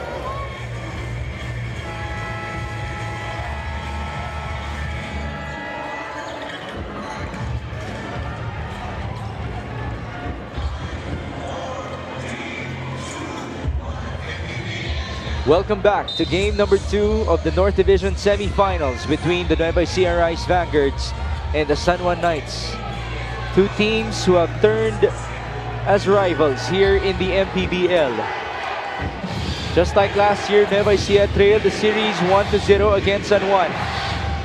But this year, can they do what they did last year, which was move back and win the series 2-1? If Nueva Ecija wins this game, we return to Palayan City on Monday for Game 3. No basket for San Juan. That's a good tap by Villarias. A 3-pointer for Orlan. That's good! This is the domain of Orlan Mamar. 4th quarter, winning time. Ball in his hands. Not afraid to knock down those jumpers. 73-67. Good hands by Orlan. Nokum is fouled by Michael. That would be the 4th foul of Michael Mabulak. That's more frustration para kay Michael Mabulak. What a good takeaway by Orlan Mamar on the defensive end. But look at this 3-point shot. That's all the daylight Mamar needs to be able to get a good look at the 3-point shot. And that puts more cushion on the lead here of San Juan. Here's Nokum. Against Villarias. Adrian will pull up. He's had that shot all night long. And you know what's been working here for San Juan? a positive of their gameplay here tonight is Nocum has done most of the ball handling duties compared to Orlan Wamar tonight para sa San Juan, which leaves Wamar with a lot more energy as we go down the stretch. I like that point as Kalisaan is denied inside, but he's got his own board and now he's blocked by Will Macaloni. Can Nueva Ecija capitalize on the other end? Pamboy needs a teammate. Macaloni's open. The ball is with Michael Mabulak against Joseph Ubalde. Champion versus champion. That's a turnover. And the charge. Unnecessary contact there by Joseph Ubalde. Already did a good job staying in front of Mabulak as he tried to move past you in the post. No need for you to commit that offensive foul. You give Nueva Ecija another chance at trimming this deficit. Now there would be a timeout on the court to calm everybody down again. It's an 8-point lead for San Juan with under 5.5 minutes to go in game number 2.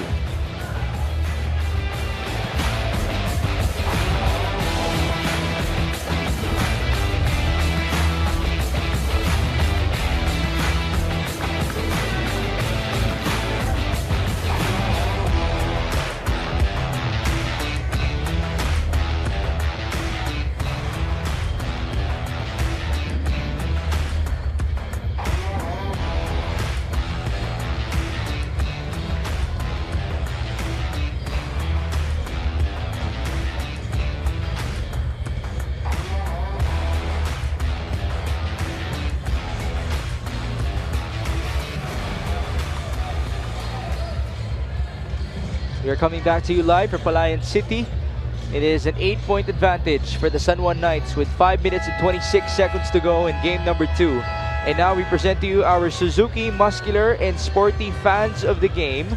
Just like the Avenus, do more and achieve more with the muscular and sporty scooter from Suzuki, the Avenus. Oras na para magmotor. We just heard that EG Boy Mojica will not be able to return in this game. If we can get a camera on him, his left knee is actually wrapped right now. And there's heavy bandage on it. Let's hope for his speedy recovery. Baseline inbound, pass to Collado. Jay will score. Quick basket off of the timeout. That's what Nueva Ecija wanted. Now let's see if they can produce a number of consecutive stops. Panganiban has the ball against Jonathan Uiloan. They're trying to set Wamar free. It's been a long night for Orlan. Nico still has it. 5 on the shot clock. Panganiban feeds to Ubalde, who misses. Rebound Kalisaan. He turns around and scores. That's been the story of the game all night long. They may have slowed him down in the third quarter for just a bit.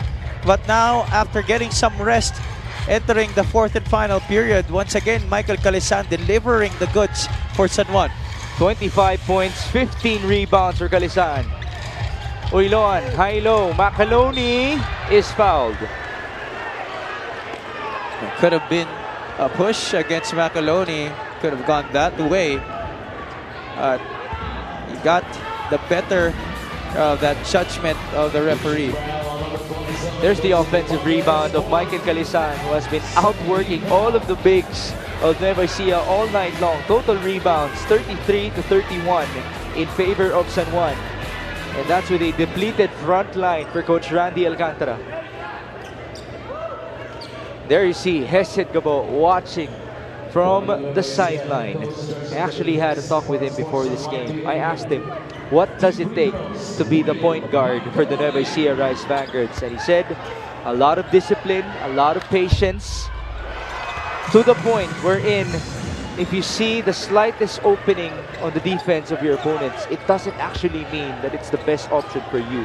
You have to be extra disciplined. You have to be extra patient in order to utilize the rest of your teammates to execute the plays of Coach Gerson Cabiltes.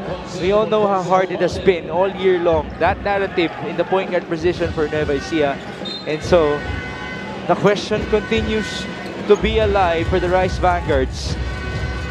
Who can be that guy for them in the fourth quarter? Can it be Chris Biton again?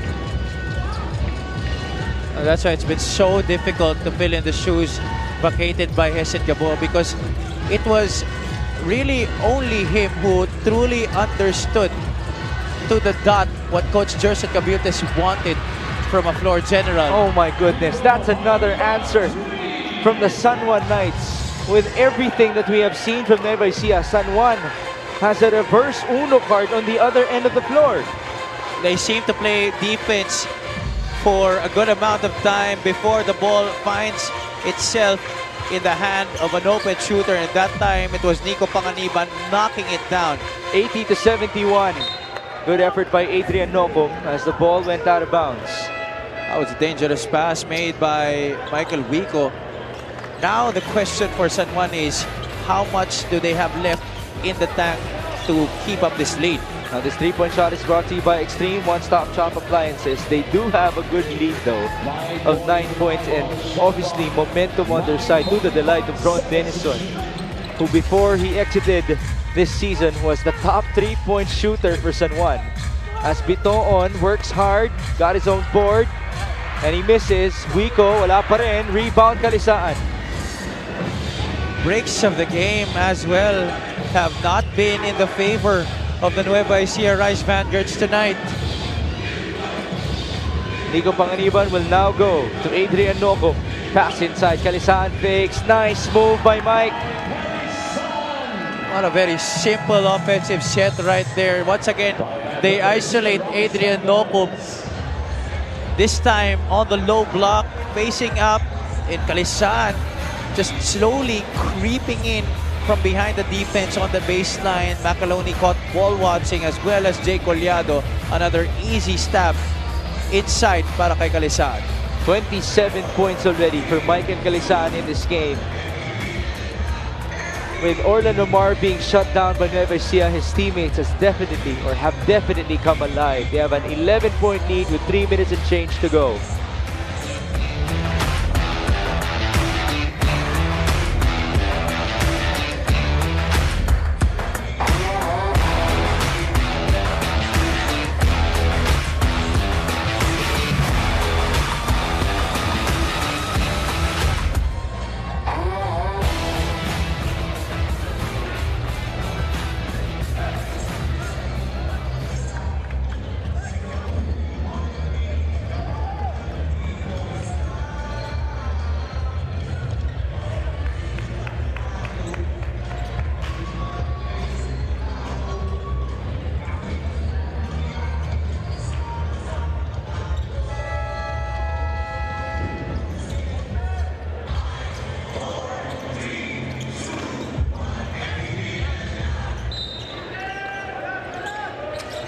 In the league of big men for the Nueva Ecija Rice Vanguards, one man has stood tall for San Juan, and that is Michael Kalisaan, who has 27 points and 18 rebounds to his name.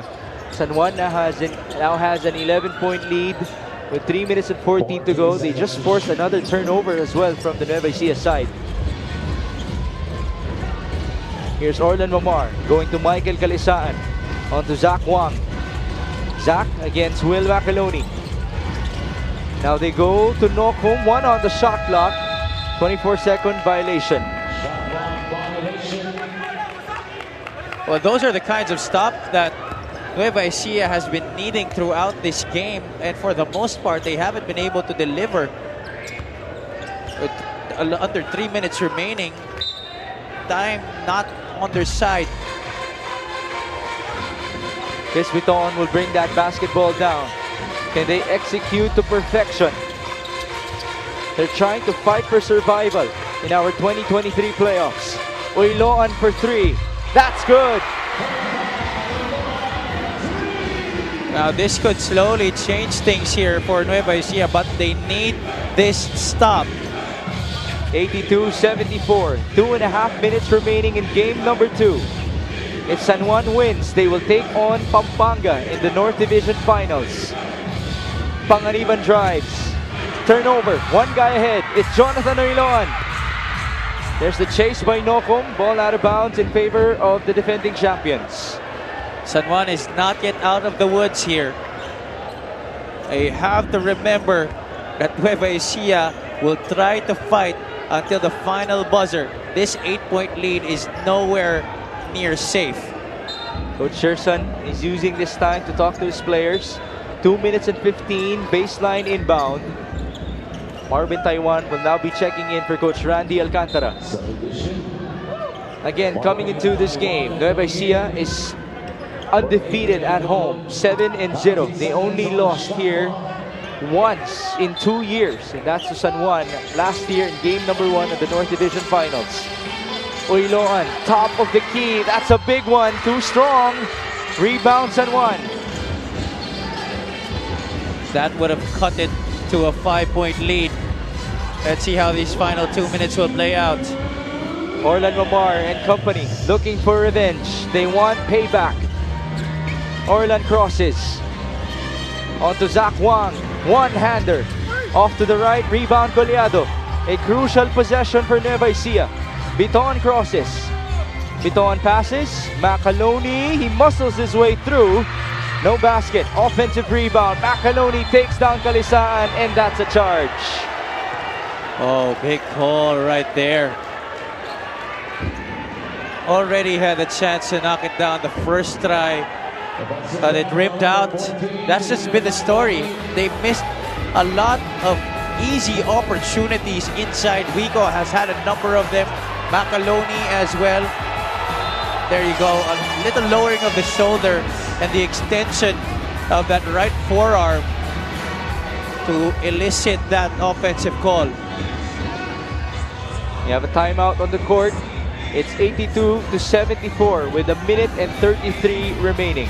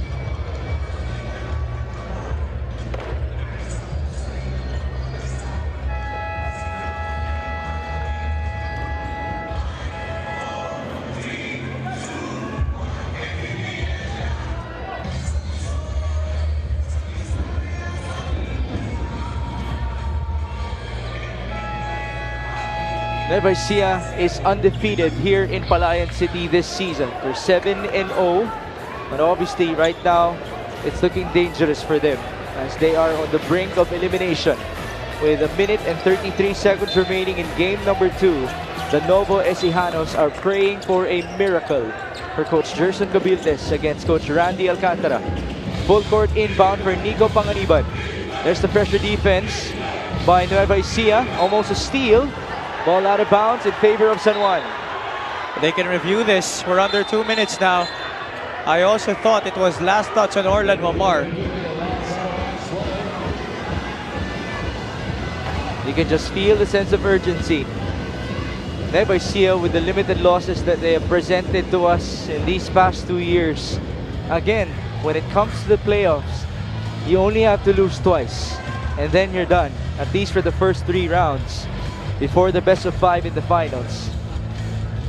In this game, San Juan has been very impressive with their answers.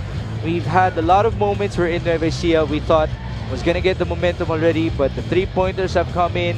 The execution outside of Orlan Mamar scoring, it has worked really well for Coach Randy.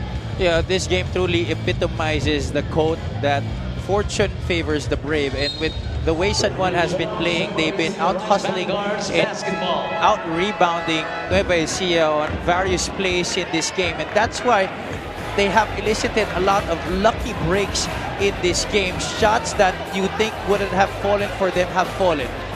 This was the play in question. There you see, that's a close call. It is apparently off of Orlan Mamar, so Nueva Ecija will have possession here. A sideline inbound for Chris Biton. all of the players can shoot threes for Coach Gerson. That's Biton with Palma, Uiloan, Villarias, and Goleado. Let's see what they can do. 89 seconds to go. Villarias, strip, recovery, Palma for three. Yes, sir. And the lead is down to 5. This is not yet over. At Nueva Ecija, they need a stop here. 84 seconds to go. Adrian Nocom looking for a teammate. There's Panganiban in trouble. And he throws the ball onto Nocom. Nocom will attack. Adrian Nocom misses. Oh, Rebound Biton. That could have been a travel earlier by Panganiban. Byron for three. In and out. Rebound to Biton. And then he lost the ball. Possession for San Juan, but the referees will review this again. Wow, what a sequence. Where everybody, a lot of people here inside the venue were already making their way to the exits. But seeing as this game is not yet done, the outcome has not yet been decided, especially after that Renz Palma trifecta. Everybody is waiting in limbo here to see if their home squad still has a chance. That was a close shot by Byron Villarias, just rimmed out. Definitely last touch of Chris Biton. So San Juan will be inbounding. They have Orlan Wamar, Marvin Taiwan, 2-point guards joining Adrian Nocom, Zach Wang, and Michael Calisaan. We have a minute and 7 seconds remaining in game number 2. San Juan looking to advance to the North Division Finals. Forward pass, Nocom goes to Wang, and now the ball is with the franchise player of the San Juan Knights. They go to Zach, mismatch. Zach Wang attacking, triple team, kick out, Taiwan for three! Oh my goodness! Marvin Taiwan comes alive in the clutch again. Just like his performance in game 1, a three-pointer knocked down by Taiwan. Missed by Biton. Byron for three. That's short. 36 seconds to go. It looks like Nueva Ecija is not going to foul anymore. Calisaan will attack. There's the foul. And not the best of fouls. It's 2+1 for Michael Calisaan. A chance for him to reach 30 points in this game. What a performance tonight by San Juan. And that's already the 5th of Jake Goleado. He will now exit this game. Calisaan, he has been the standard of excellence for San Juan whole game long. But what about Marvin Taiwan? Once again, stepping up to the plate, unfazed by the challenge and the pressure. He did not hesitate to take that open three-point shot in the left corner. That could have been the final nail in the coffin. 28 seconds to go. Bonus free throw for Michael Calisaan. He has 29 points and 18 rebounds. Make that 30 for Mike, as now Joseph Ubalde will check in. Timeout for Nueva Ecija. They're down by 11 as they pray for the best of miracles in these last 28 seconds. The defending champions again are on the brink of elimination.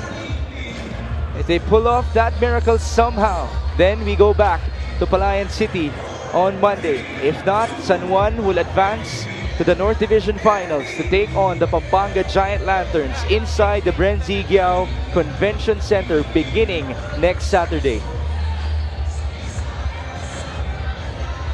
I'm sure a lot of people are stunned because, again, in the past 2 years, most of us have thought that Nueva Ecija has been invincible in the Mpbl. It hasn't been as easy as compared to last year. And San Juan, now, their plan of revenge is almost complete. Winning the championship is one thing. Repeating as champions, especially in a league where numerous teams have really retooled and revamped their rosters. It hasn't been the easiest of rides, as you mentioned, para dito sa Nueva Ecija. Sideline inbound, Chris Biton. Looking for a teammate. There's Jonathan Uiloan. They go to Palma, who lost the ball. Recovery here. Byron goes to Jonathan. Uiloan from downtown. That's good off the glass. It's 88 to 80. 17 seconds remaining. Marwin will be fouled. Ooh, there was a hit. That's not really a good display of class by Jonathan Oiloan, especially coming from a veteran like him. Adrian Nopum is okay. And it's Marvin Taiwan who should be getting ready to shoot free throws. Or are they in the penalty already? Yes, Nueva Ecija is in the penalty. Here comes Mr. Clutch for the San Juan Knights. Scored 6 points in game number 1 off of 2 clutch 3-pointers, both from the corner. And he made another clutch 3 in this game, also from the corner. Second free throw off of his first miss. One thing that the Knights will definitely have to improve on, as it looks like they're going to move on to the next round, are their free throws. That's going to be something that they have to address. Oiloan will fire. That's no good, and that should do it. The San Juan Knights officially eliminate the defending champions, the Nueva Ecija Rice Vanguards, and San Juan will now advance to the North Division Finals to take on the Pampanga Giant Lanterns. Oh, what a ball game. San Juan just playing their hearts out. We'd like to remind everybody, Mix, that this is a depleted roster that they've been playing with against a very much talented, experienced Nueva Ecija team. But they covered all the boxes, ticked it off, and they were able to come out with plays that even we did not think would happen para dito sa San Juan. We do give our kudos to the Nueva Ecija Rice Vanguards, who again have set the standard so high in the Mpbl. They had targets on their backs all season long. They have been the talk of the town in terms of which teams can take them down here in the Mpbl. San Juan just did it twice here in the North Division semifinals, and for the first time in these playoffs, it's not going to be Orlan Mamar who is the best player of San Juan. 30 points, 18 rebounds, 3 steals, 11 out of 19 from the field. How could you not give player of the game honors to Michael Calizan, playing his best game of the season yet para sa San Juan, closing out the defending champions, the Nueva Ecija Rice Vanguards.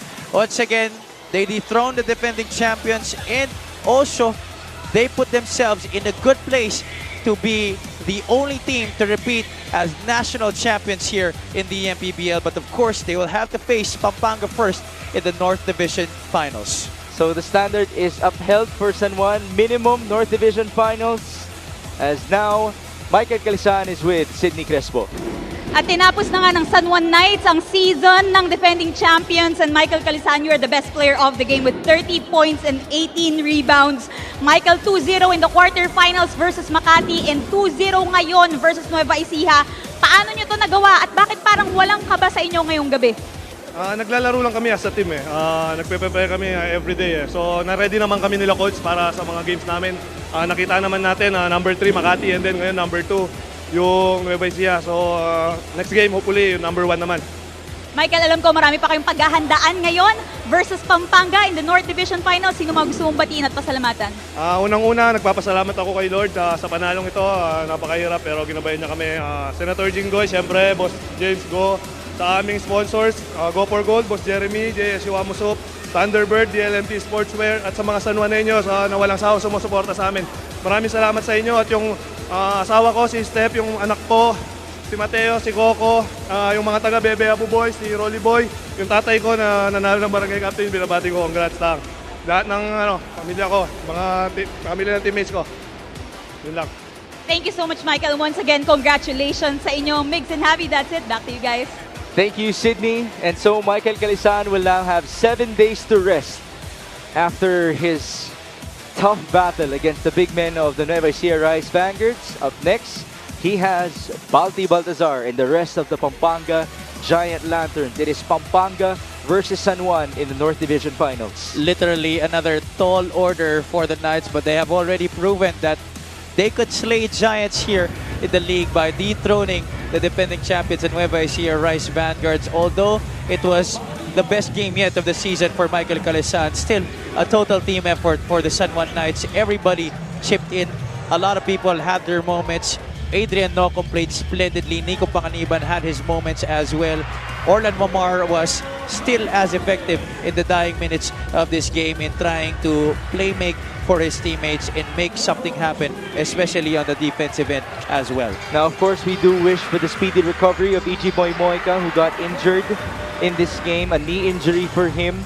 Jeff Tahonera got ejected, so it's a question as to his availability for game number 1 versus Pampanga. It's already been a depleted front line for Coach Randy Alcantara. That's why their wings, much like Adrian Nocom, have had to step up for them. It's going to be a longer journey against the Pampanga Giant Lanterns, and this is only the beginning again for San Juan, because if you think about it, their battle, their story against Pampanga is also of good caliber, no? Maybe not as high of a rivalry against Nueva Ecija, but that's going to be one heck of a battle.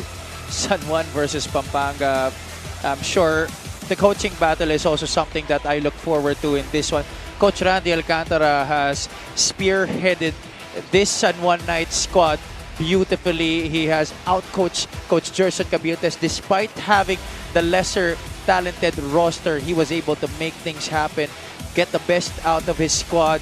Just really kudos. But, you know, Coach Gerson Cabiltes, still a good job this season. He has faced numerous challenges in his defense of the championship. A lot of injuries have happened. Players have come out and in and out of the roster. The loss of Hesid Gabo has been one thing that they've been struggling to fill in. And that's why, you know, this has been the case para sa Nueva Ecija. But still, we have a great North Division finals to come up with. Well, it is up to question as to who the new recruits will be for Coach Gerson next year and which of his players, especially the veterans, will be able to stay on his lineup. So now our North Division finals picture is complete. But tomorrow we will proceed to Batangas for Bacoor versus Zamboanga and Batangas versus Jensen in the respective Game 2s in the South Division. Thank you for joining us in Nueva Ecija. For Javi Palanya and Sidney Crespo, my name is Mix Gomez, and now we turn you over to our press conference. Good evening, everyone. Welcome to Mpbl post-game press conference. Congratulations, Senator Jigo Estrada and our best player, Michael Calisaan. Sen, last year, hindi Ecija yung tumalo sa inyo. Hindi nakaabante ang San Juan. Ngayon naman, tinalo nyo sila dito sa home court. And also, you upset the champion, Coach. Well, kasi kanina, tinausap ko sila.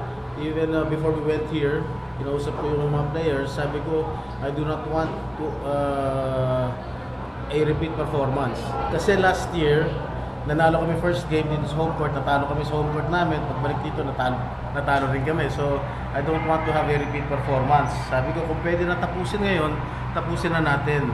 Dahil siyempre, mapapagod din yung mga players natin, yung mga coaches natin, sa kapabiyahe papunta rito, napakalayo. But at any rate, I would also like to congratulate the Nueva Ecija Rice Vanguards for putting up a good fight.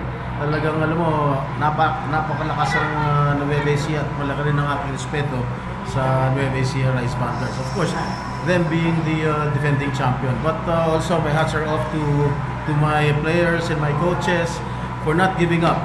Talagang nasa puso sila. They were really determined to win this game.